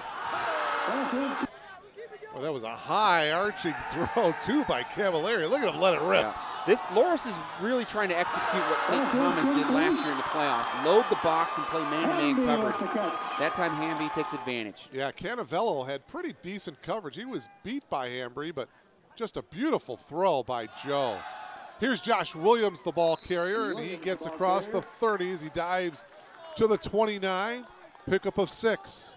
Certainly the Blue Jay offense accustomed to seeing 8 and 9 off-colored jerseys in the box. Last year with Scotty Williams, the Gallardi trophy winner in the backfield, regularly saw 8 and 9 man boxes. I certainly remember Wheaton College here with their safeties 5 yards off the line of scrimmage. We're seeing a lot of that tonight, but Camilleri's loosening them up here. They spot it right at the 30, Tony, so it's actually second down and 5 here for Elmhurst. It's opening possession of the third quarter. It's Williams again, bounces out inside the 20, and they're in the red zone. At the 16-yard line, Sam Birds, the safety with the tackle. Here's another look. Take a look at this downhill block.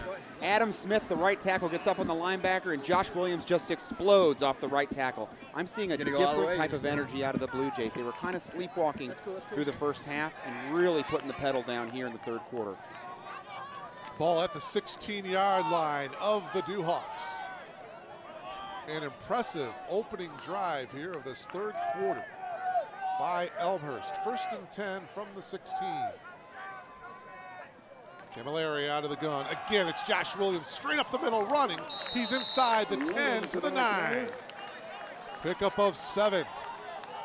Josh Williams, it's been number 5 that has carried the ball here in this series. Of course, that great pass from Camilleri to Chase Hamby as well. Josh Williams certainly running on his own merit here, but in the shadow of his older brother. Record setter here, Scotty Williams, the older brother. I saw him earlier this evening. Looks like he could still play. Terrific athlete and just a great ambassador for the Blue Jay program. Second down and 2. Ball at the 9. Again, Josh Williams straight up the middle. He will get the first down as he gets to the 5. It'll be first and goal. Mark, I know you're very much involved with the high school scene in the western suburbs here. Did you get an opportunity to see young Josh Williams at Downer South in your time? I did not, okay. And I am a little embarrassed by that, as I am a graduate of Downer. Is that right? A Mustang at heart, huh? Coach John Belskis, the longtime head coach, who is now the defensive coordinator at Aurora Central, by the way. But yeah, the good running runs in the blood of the Williams family, no doubt about that. Speaking of Williams, get in there. I think they're going to spot him at the 1. Second and goal at the 1.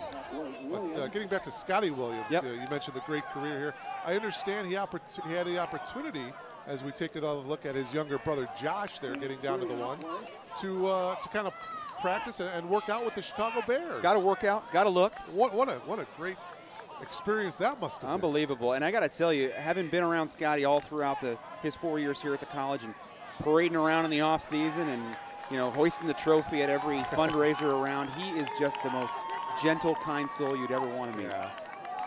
See if his young brother can get in the end zone. Now instead, I believe that was, is that Gabe Reese?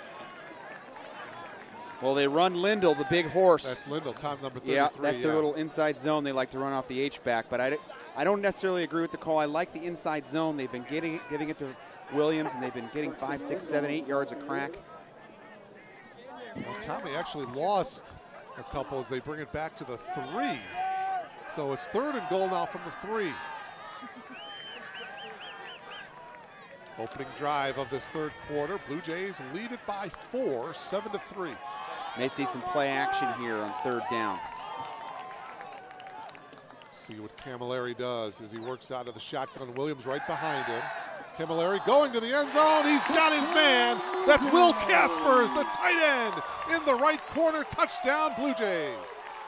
Well, Will Caspers is your prototypical D3 tight end, 6 foot plus, 200 pounds, and he can match up on those linebackers. Just a little out route that time. Isolation route for the big tight end. Well, you're right. He is just the perfect size for a tight end. Take a Will look here. Caspers, yeah, here's another look. So they go 3 receivers to the left, single receiver back to the short side, and gets a good matchup on a safety. Camilleri puts it on him. Beautifully thrown ball. And now Thomas in for the extra point.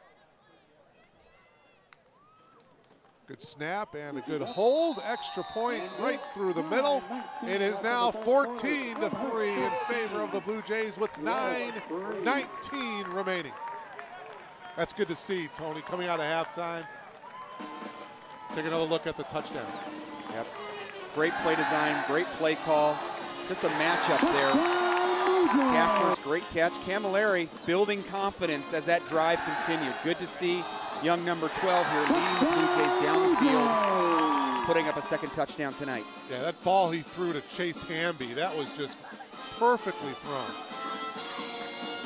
Capped off with a 3-yard touchdown pass to Will Caspers. And the Blue Jay faithful enjoying the night here at Langhorst Field. 14-3 in favor of Elmhurst. Well, 70 young Blue Jays dressed tonight, but there's a roster of close to 120 here actively at Elmhurst. So deep roster for the Blue Jays. Largest roster in school history, very geographically diverse. Over 20 states represented in the roster, so quite a job recruiting Joe Adam and his staff have done through the years. Thomas' kick is into the end zone, about a yard deep into the end zone, and even bringing it out too close to the 20. And they're going to mark it, looks like at the 19-yard line. 20-yard return. Let's take another look at the highlights of that scoring drive by the Blue Jays. Very impressive, number 12 here. Just a one-on-one shot down the field, and Chase Hamby adjusted the ball extremely well. Yeah, that was the pass that I was talking about, and here you see Josh Williams getting it done on the ground. I love it. He runs with those high knees. Take a look here. Here's Caspers in the corner. Good balance on that drive with the pass and the run, kept off by that pass to the tight end, Will Caspers. Well, we'll see how patient Loris is with their ground game. They were pretty persistent in the first half. Only down 11 here. You still have time. Hey, here it comes, Mark. Yeah, They've got to get the ball moving. They were pretty conservative, but they were leading for most of that first half. Now they find themselves trailing. Pass complete to Oates, and Brendan Oates, the wide receiver, gets it across the 30. And it'll be an 11-yard pickup and a first down here for the Dewhawks. Nice little bootleg pass there. First down play action. I like it. You play on the aggressiveness of that front 7. Get in behind the linebackers. Good way to move the sticks and kind of get this thing going for Loris. Yeah, I'm kind of surprised they didn't do more of that in the first half. Oates and Even are up top, split out wide. Instead, they give it to Nate Carrier. Carrier gets to the 33. He'll pick up 2 yards, 2nd down and 8 forthcoming here for Loris. Well, Loris loves this little power play off tackle where they pull the backside guard, bring him around the horn. Very physical style of running game. Blue Jays up to the task. 9:20 left to go here in this 3rd quarter. Duhawks 2nd down and 8 from their own 33. Going in motion now is Oates. Jones, play action under pressure, and it's overthrown. Tom Zeckler, the tight end, number 15, was the intended receiver, but Dylan Jones, the quarterback, he was under some heavy pressure. Sure he was, and it was Mark Evangelista, number 6, the senior corner, bringing some heat and hitting him right in the chops, forcing the long throw. So the defense seems to be inspired here as well. Take a look at Evangelista there, right off the edge. Yep. Little high-low play there, looking to hit it in front of the safety, but Evangelista disrupts it. Brings up a 3rd down and 8. They swing it out to Carrier. He needs to get to the 41 for the 1st down. Instead, he's going to get tackled at the 31. It'll bring up 4th down and 10, and Loris is going to have to punt. Again, a conservative call here by the Duhawks. Take a look at Marvin Carr if we get a look at the replay. The corner's playing very well and aggressive tonight for the Blue Jays. Marvin Carr forces this play right away as he's the first man on the outside. Steve Ritter is the deep man for the Blue Jays, awaiting the punt.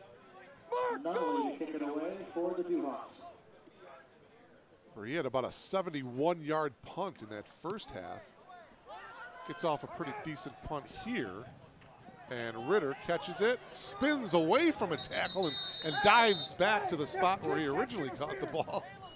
Boy, I'm not sure how they don't call that interference. Mike Canavello basically took the ball out of the air as Ritter is trying to field it. No flag on the field.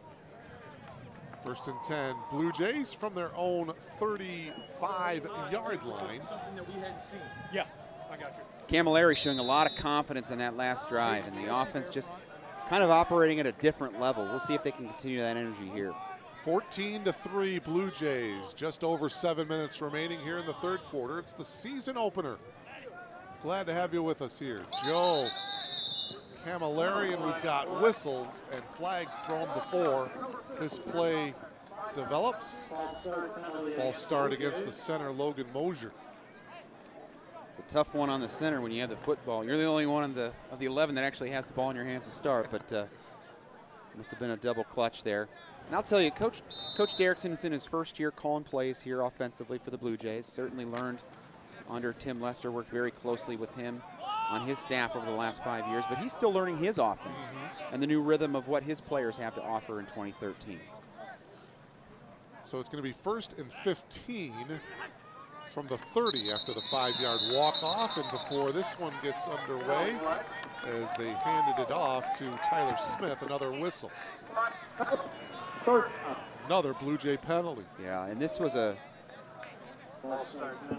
team last year that was really known for its discipline. In prior years, they had been a little bit sloppy, but they cleaned it up certainly in 2012, and maybe taking a few steps back here tonight as you get a look at the Loris sidelines. Yeah, I'm really surprised at some of these penalties. Another 5-yard walk-off pushes it back to the 25, something that the Blue Jays simply do not do or have not done in recent years. Unforced errors. It's 1st and 20 now from the 25. Camilleri looking right all the way. He's got his man Joe Sanfilippo, and Filippo gets it across the 35 to about the 38. Get a lot of that back. Yep. Great call there.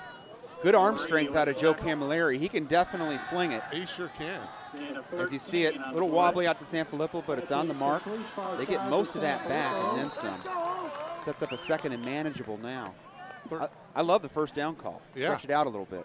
13-yard reception, and that brings up a 2nd and 7.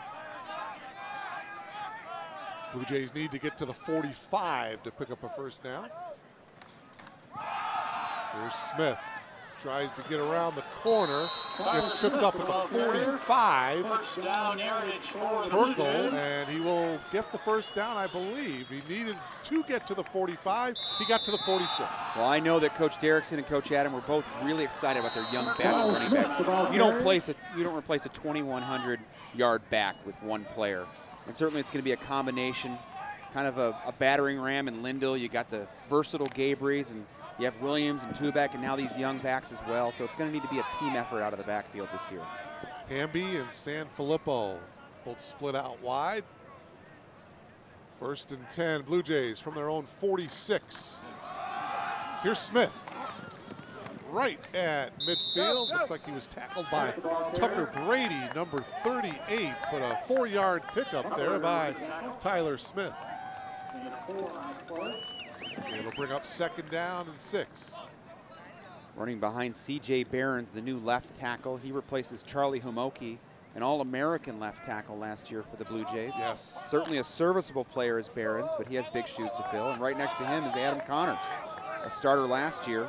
Still a youngster as a junior, but a solid guard there, lining up next to Behrens. Yeah, you can understand why they go to the left side on these running plays with Behrens and Connors. It's going to be Camilleri, and he will keep it himself as the official takes a dive. But they're going to spot it at the 41, and another first down for the Blue Jays. It's the little unsung things that Vince Gabries does, and I know the yardage piles up for him, and he makes some catches and some great plays in the passing game. But take a look here as he pins back the defender, just enough to allow Camilleri the space to get the first down. It's the little things that the coaches love that Gabries does, and it's why he's so special as a player. Clock continuing to run here. A pretty brisk 3rd quarter, 4:40 remaining. 1st and 10 at the Loris 41. Goodness gracious. Again, that offensive line moving. Well, I'm not one to make excuses for unforced errors, but the Loris defensive line is shifting at the snap quite often at the last minute, but you have to be disciplined on offense to know the snap count and work in unison. Still some things to work out here with 3 new starters on the offensive line. Looked like it was big Adam Connors, that left guard that moved a little bit. Isn't that how it always works? You love a guy up, and 2 plays later he gets you a 5-yard penalty. But they'll get it together. This offensive line is pretty talented. And they will only get better. 1st and 15 as they move it back to the 46. Camilleri on the keeper, straight up the middle. He's got room. Plows ahead to the 38. Dave Perkle was there for the tackle for Loris. Well, Dave Perkle will get credit for a tackle here, but he took the brunt of the hit from Joe Camilleri, and Joe Cam lays the wood on Perkle here, just a corner as he steps up and makes a play in the running game. Take a look here. Look at Camilleri. Again, be the hammer, not the nail, right? That's it. I like this drive by the Blue Jays. They're just chewing up the clock here, too. Approaching 3.5 minutes to go in the 3rd quarter. 2nd down, 7. Camilleri going to the air. He's got time. And, did he come down with it? Will Caspers. Yes. What a catch. He bobbled it a little bit, but he came down with it. It's going to be 1st and goal. Caspers is not talked a lot about in the CCIW. Here you get another look at it, but number 18 can be a matchup nightmare here. It's just a one-on-one against a corner, and he's able to go up over it and make an athletic catch. 28-yard reception by Caspers. They spotted at the 9. So it'll be 1st and goal, Blue Jays. At the 9-yard line. At the 9. Just over 3 minutes to go in the 3rd. Blue Jays looking to make this a comfortable lead if they can punch this one in. Currently lead at 14-3. Here's Smith. Cuts it back inside. Calvin Harridge with the tackle, but Smith gets to about the 7.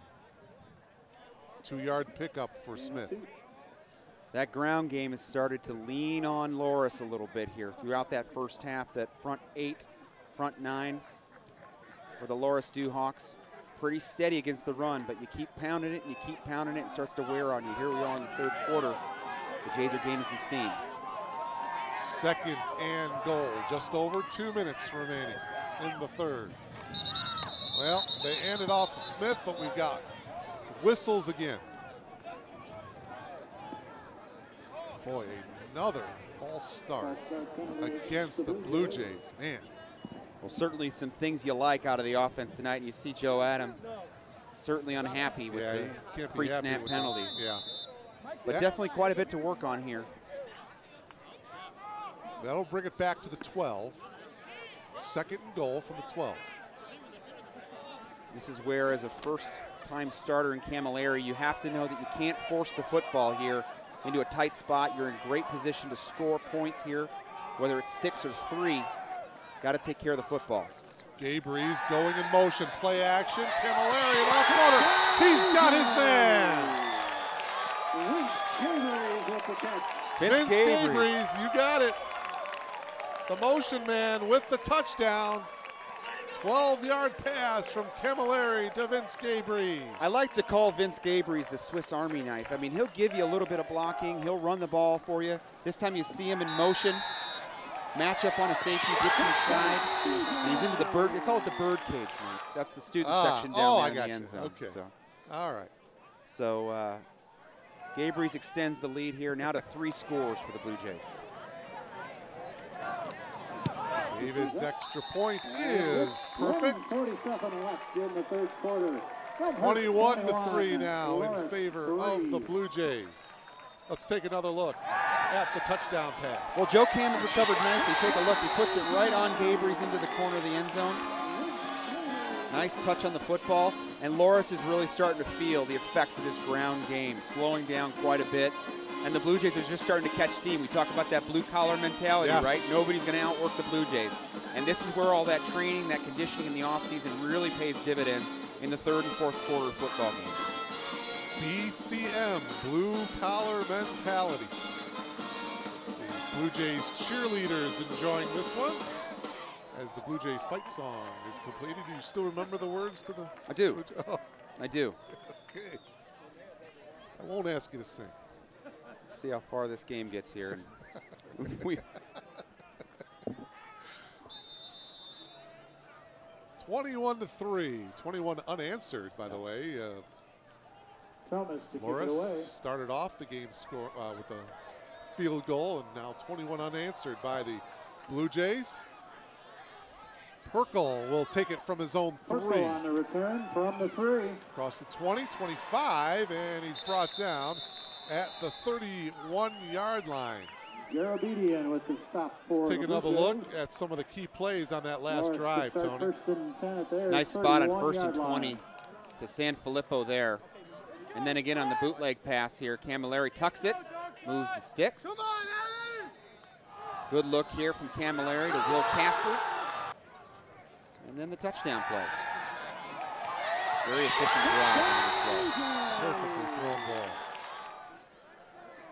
So out comes Dylan Jones now, and Loris, they face a 1st and 10 from their own 31-yard line, and on play action, Jones underneath to Oates, and Oates gets wrapped up at the 40-yard line, about a 9-yard pickup. Robbie Dunn with the tackle for the Blue Jays. It'll bring up 2nd down and 1.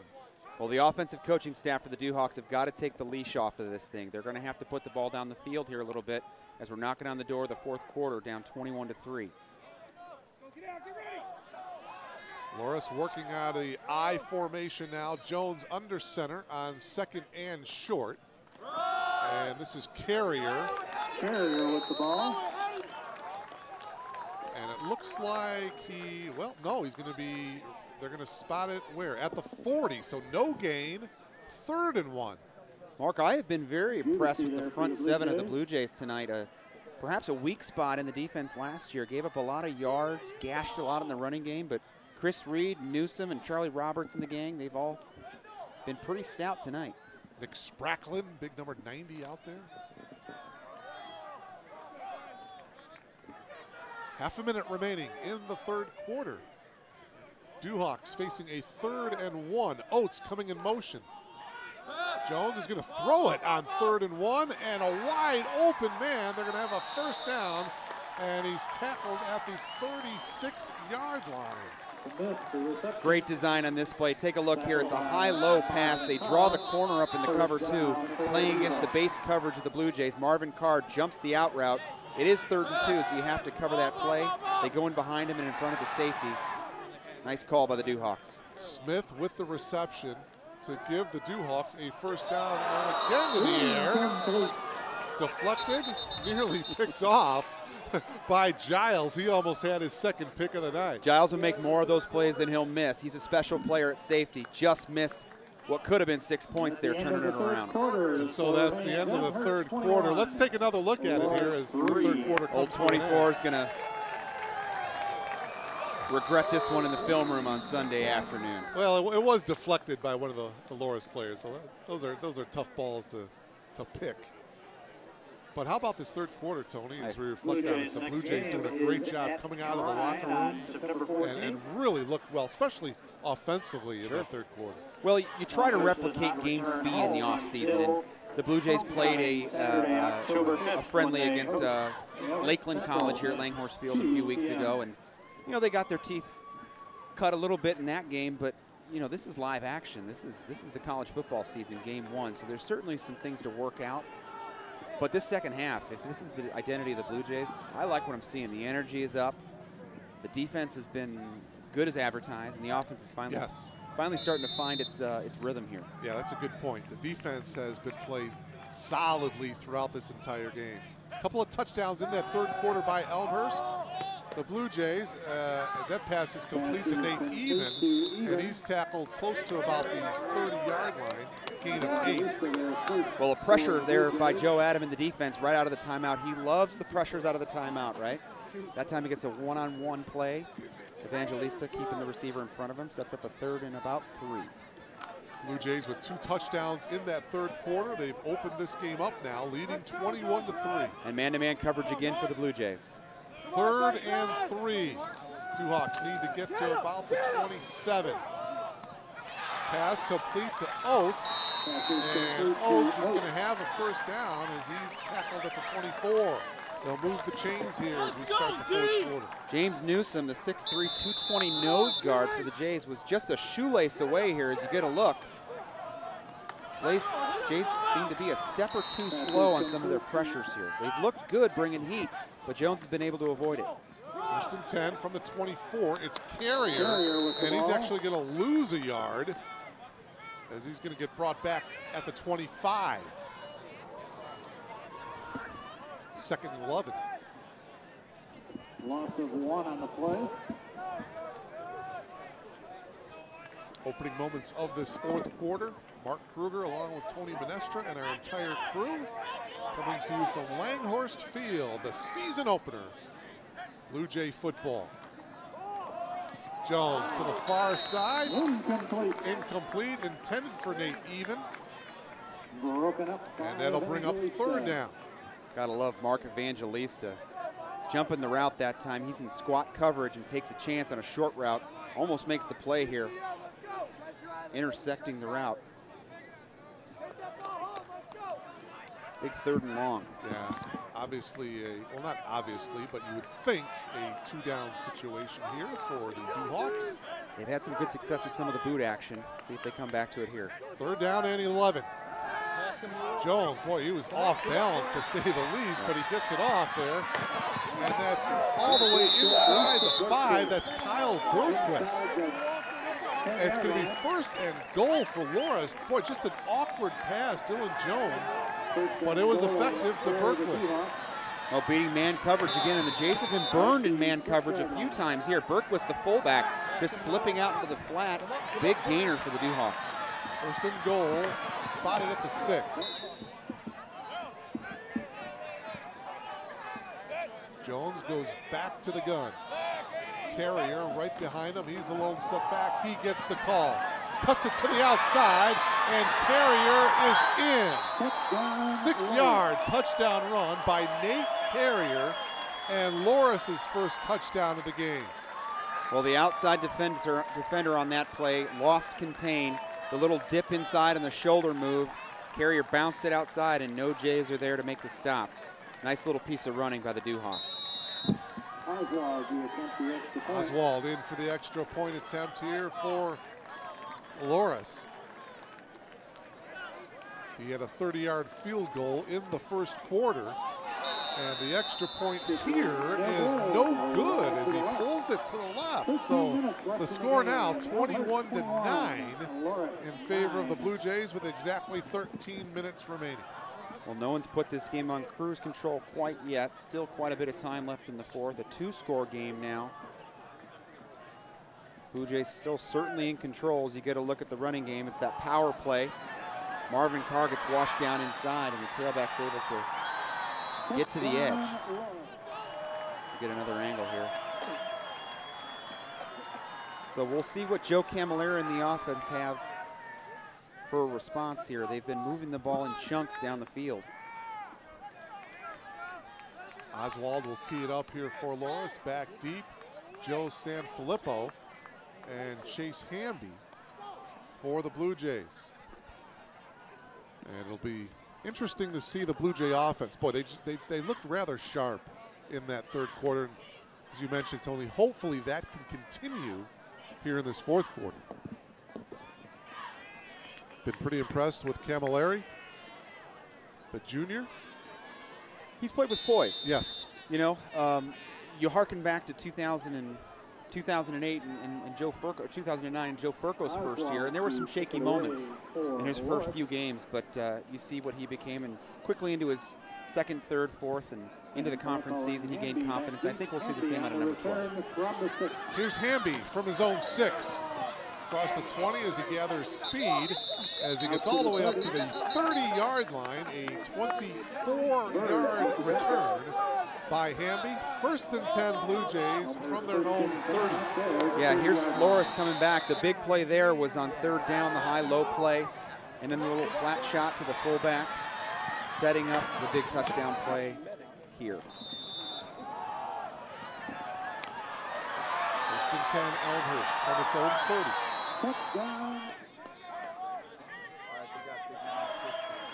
Camilleri taking his time. 10 seconds left to go on the play clock. Camilleri on the option will keep it. And he'll get to the 37. A nice gain, 7-yard pickup on first down to make it a manageable second and 3. Well, you talk about the comparisons between the two Joes, number 7 and number 12, and obviously Camilleri's had 2 years learning the system behind Furco. Furco more thrust into the starting role as a freshman, but Camilleri also brings you a little bit more physical nature in his ground game. He played a lot in the Wildcat attack last year as a blocking back of sorts for Scotty Williams, so he's seen some game action and he's had a little bit of time in the film room. So he maybe has an advantage over Furco in that way. Second and short. Camilleri is going to throw. And he's got his man. That's Hamby.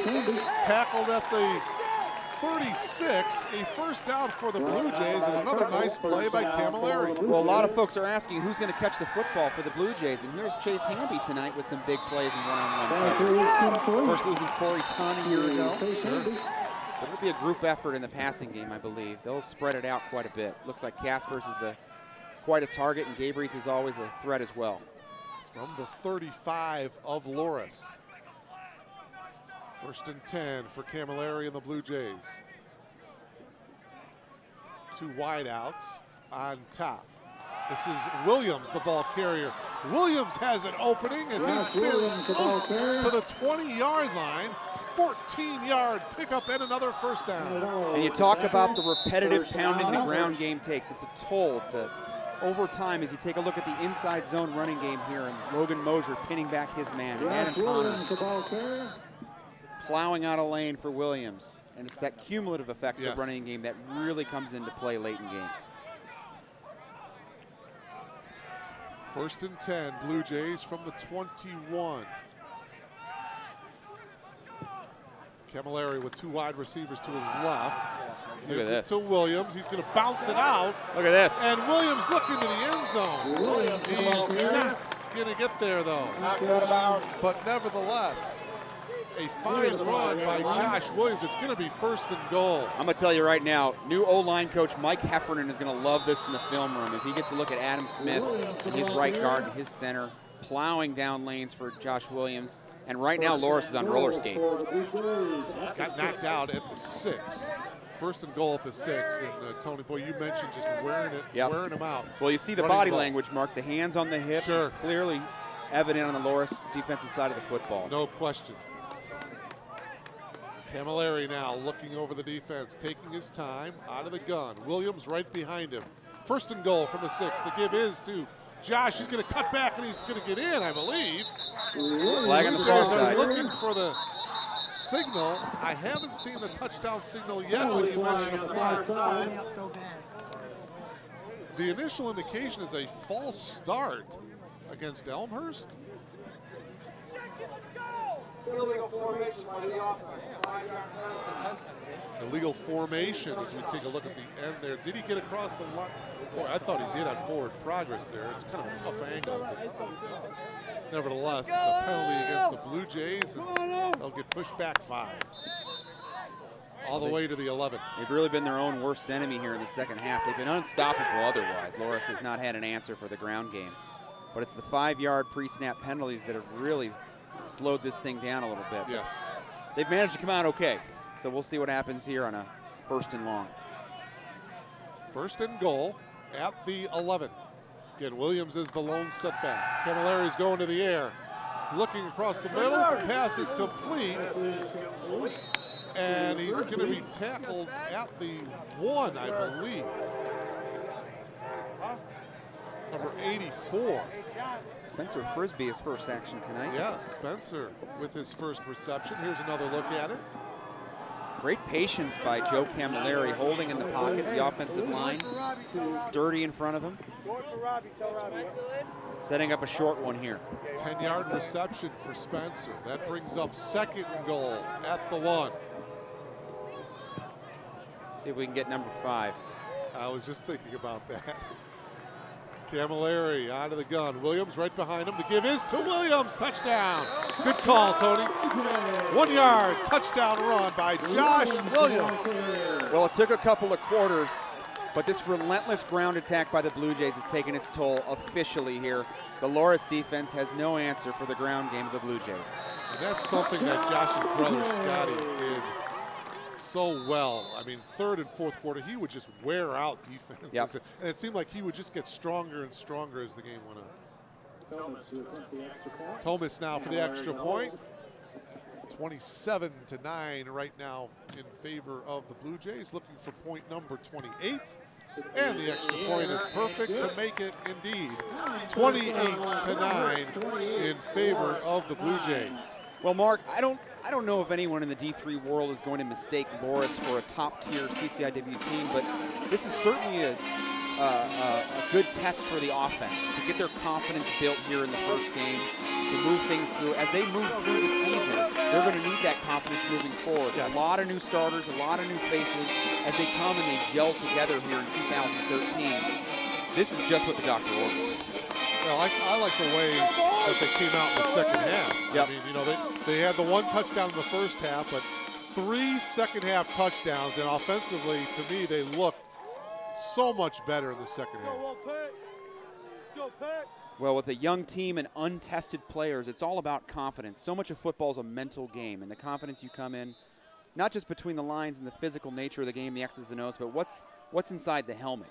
And as these young guys gain confidence, I think you're going to see this Blue Jay team take off. Thomas to kick. And this is going to be Perkle from his own 10. And Perkle is going to bring it across the 30, still going to the 35. 25-yard return for Perkle. 9:28 remaining in the game. Here's the scoring drive as Williams bounces to the outside. And then the nice pass to Spencer brings it down to about the 2. And here's Josh Williams with the touchdown. You know, I talked to Josh and Scotty last year when they had the opportunity to share the backfield together. And, you know, it's just an amazing thing. They've come up at different times.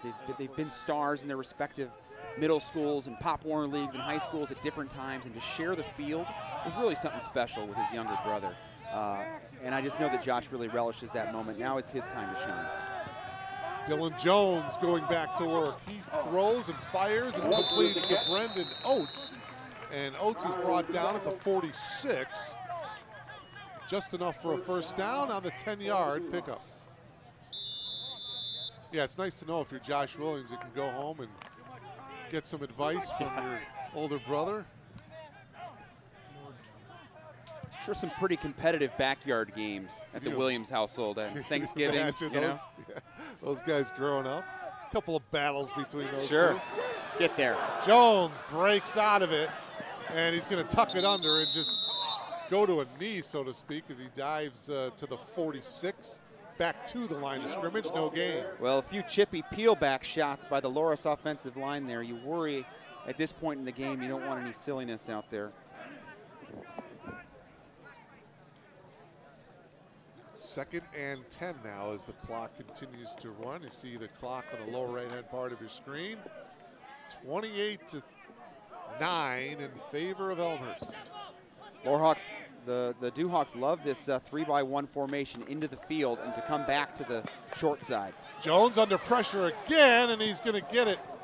It's going to be an incomplete pass, but as he was cocking his arm, I believe it got deflected.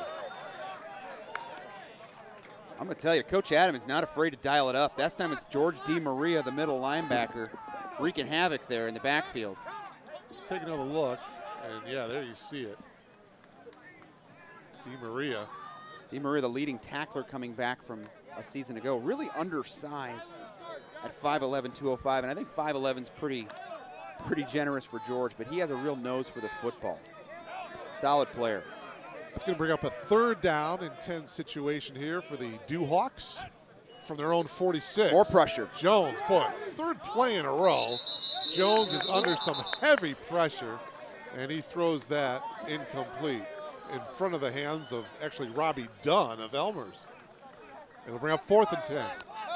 Punting unit coming on for Loras. 3 straight pressure packages by Joe Adams. And he comes from the school of forcing the offense to have to make a decision under pressure. Steve Ritter is the deep man back for the Blue Jays here. Awaiting the punt. What a very good punt, and this one is going to roll all the way back into the end zone. It'll be a touchback, but there is a flag, and it looks like it's going to be running into the punter. Well, they've done away with the 5-yarder. It's a 15-yard automatic. Boy. Personal foul, roughing the kicker, number 33 on the just kind of hung his leg out there. You got to be a little more careful than that. This one's on the Jays. Oh, yeah. That's an obvious call right there. That's Lindell coming across. Yep, Tommy Lindell. Well. Hey, more chance play D. More chance. Well, breathes a little bit of life back into the Dewhawks offense, who find themselves down 3 scores here. It obviously will give Loras a first down. It's spotted at the Blue Jay 39. 1st and 10, Dewhawks. We'll see if Coach Adam continues to bring the heat. Yeah, I was just going to say, the last 3 plays, Jones has been under heavy pressure. He's out of the gun here again. Play action. Again, under some good pressure. This one's picked off. 2nd pick of the night. That's that little high-low play. They like to run into the boundary that time. Pull the corner up with the fullback. Try to get in behind the safety. Not happening that time against the Blue Jays. Take a look here, see who got it. Alec Giles, number 24, had the first pick. That's Nate Riffle. Nate Riffle, number 25. 2nd interception of the night. Well, they've gone to that well a few times, but credit the Blue Jays safeties for recognizing it and making a play. And Dylan Jones again with some pressure up the middle that time. And so Elmhurst now 1st and 10 from its own 22. Here's Smith as he spins. Initially hit by Tucker Brady. Let's go! Gain of a yard. Loras now showing a little bit of a different look in their defensive front now, a 1 high safety look. They've been utilizing 2 high most of the game. So rolling down a safety, likely in man-to-man coverage. 7:30 remaining in the ball game. 28-9 in favor of Elmhurst. Blue Jays led at halftime, 7-3.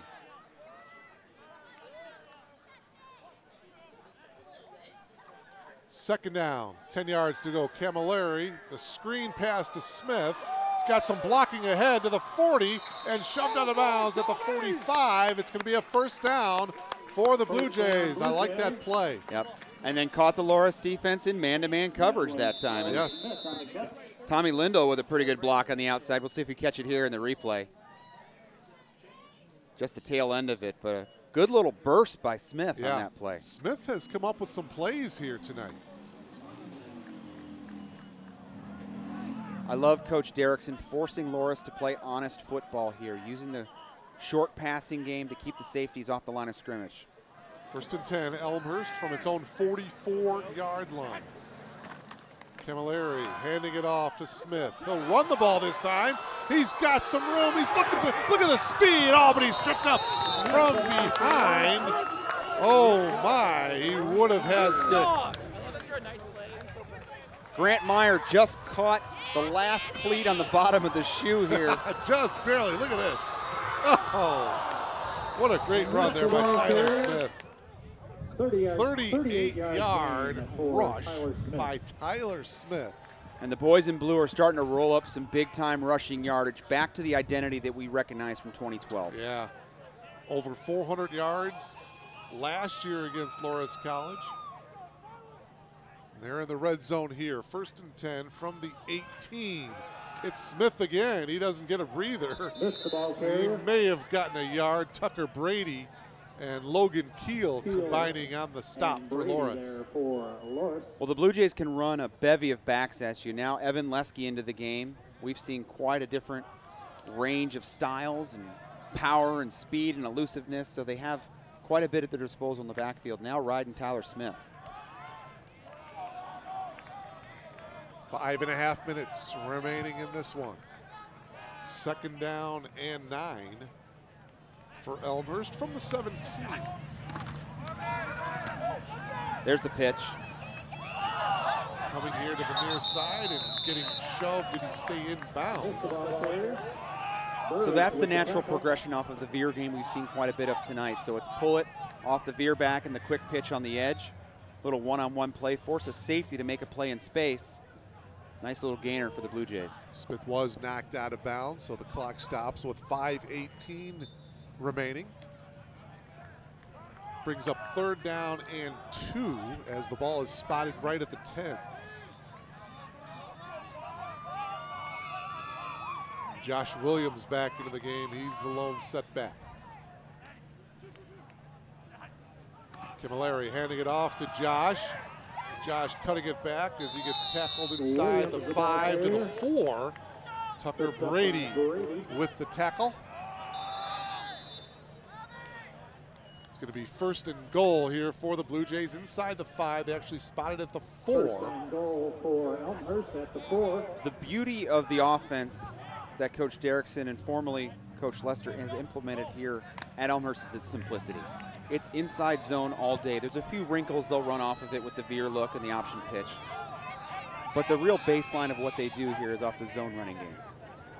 Same formation as the last touchdown. They gave it to Williams. We'll see if they do it here. And they do. It is that same play as he dives to the goal line. But it looks like he's going to be short at the 1.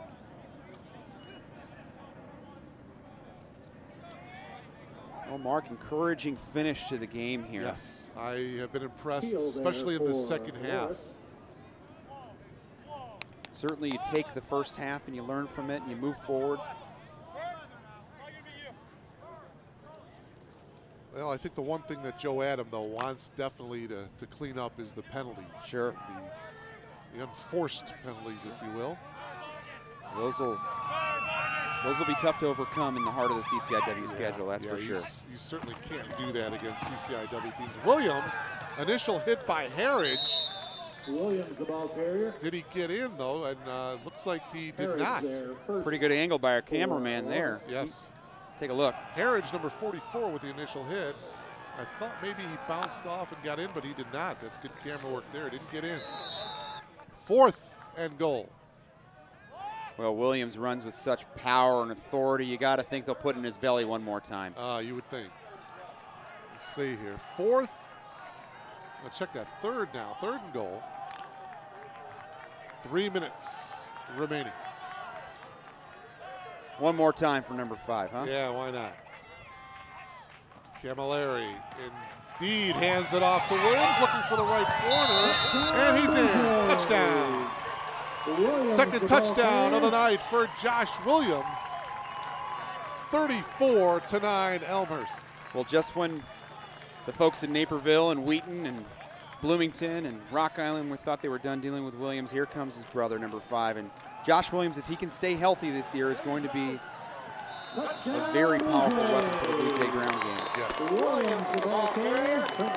Thomas coming in for the extra point. See if he can be a perfect 5 for 5 in extra points. 2:48 remaining in the ball game.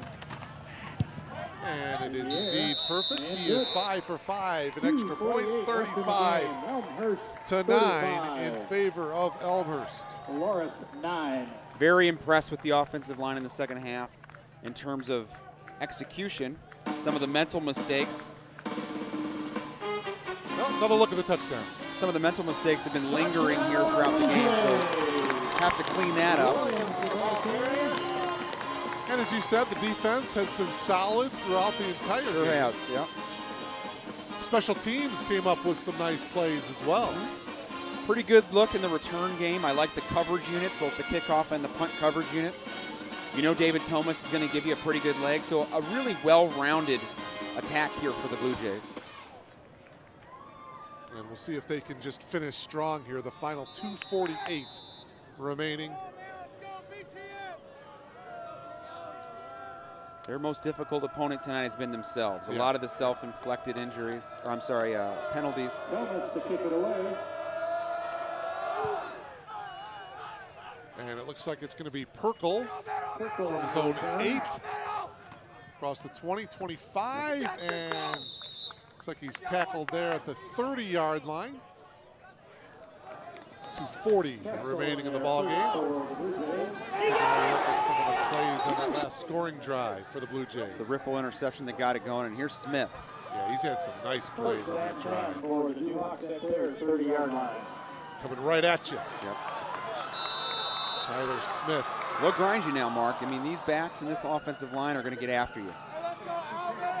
And there's Josh Williams heading for the corner, and he gets in for his second touchdown of the night, and it is 35-9. Well, the twos are out there for the Blue Jay defense. They're going to need to maintain the same level of intensity. Well, here's Nate Carrier. And Carrier gets tripped up at the 38. A pickup of 8 yards on the play as we approach the 2-minute mark. So the Blue Jays will continue their fine play in the month of September. They'll get another win. And they'll start off the 2013 season with a victory, and they'll be 1-0.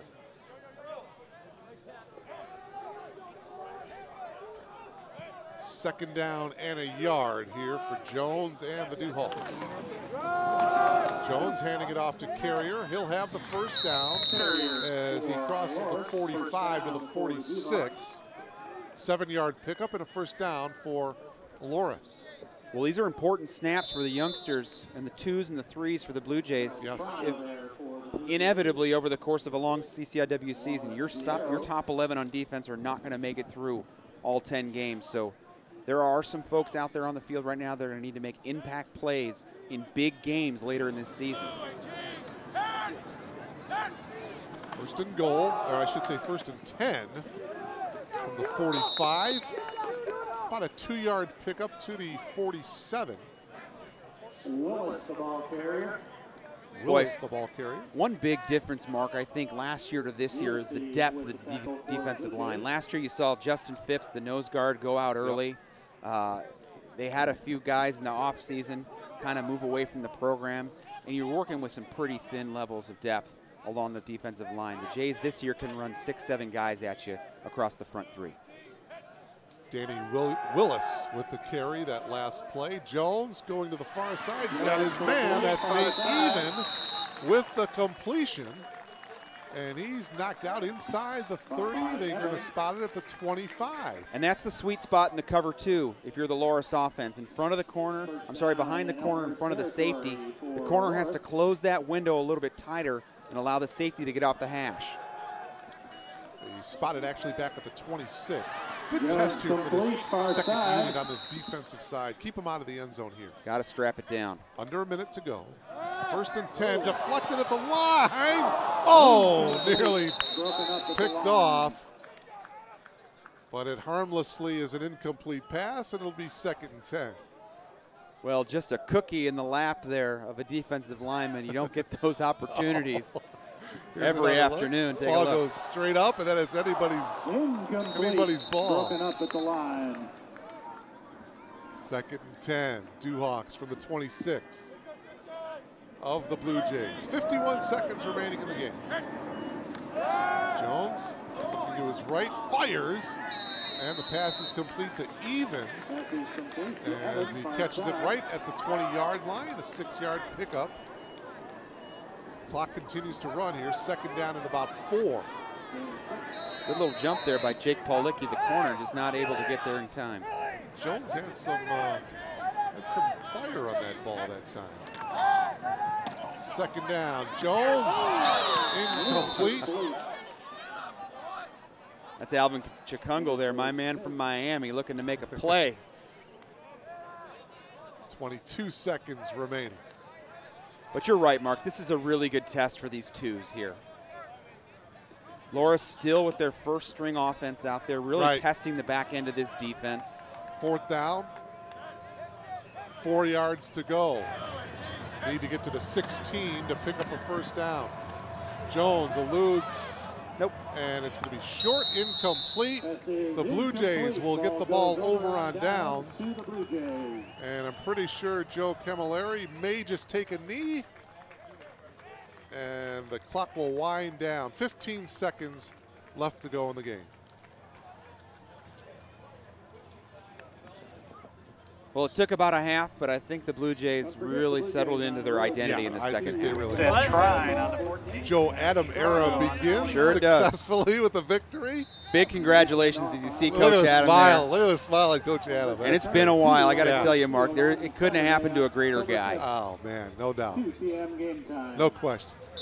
And now Joe Camilleri, a lot of different personnel out there, perhaps calls a timeout.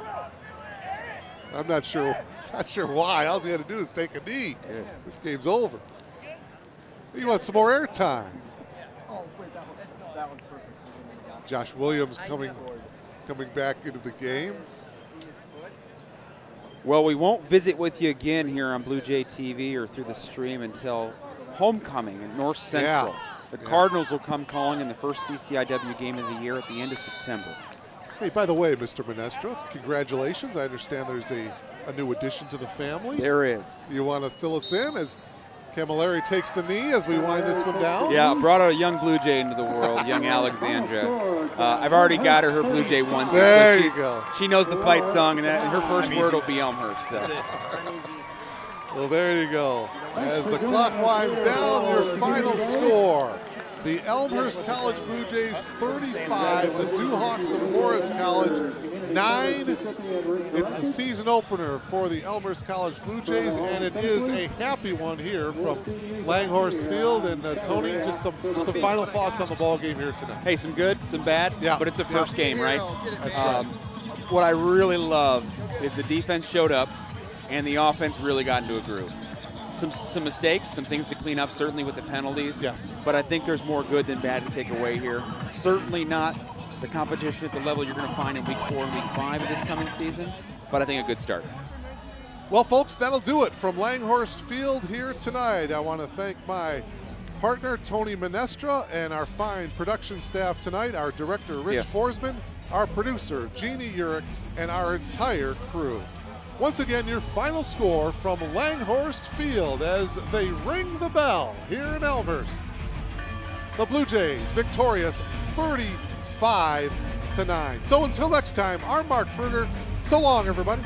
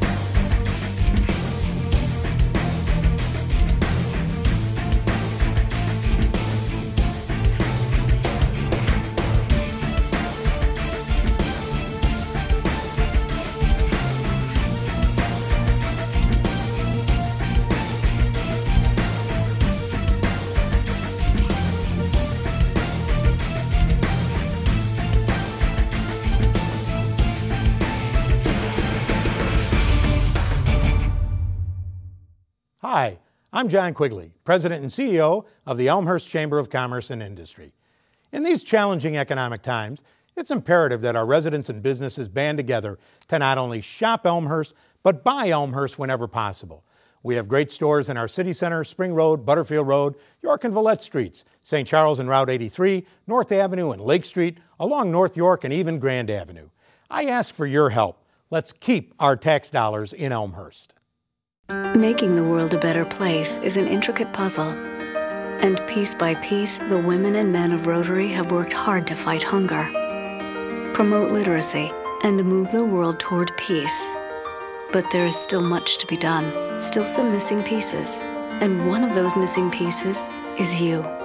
Learn how you can help Rotary put together a better world.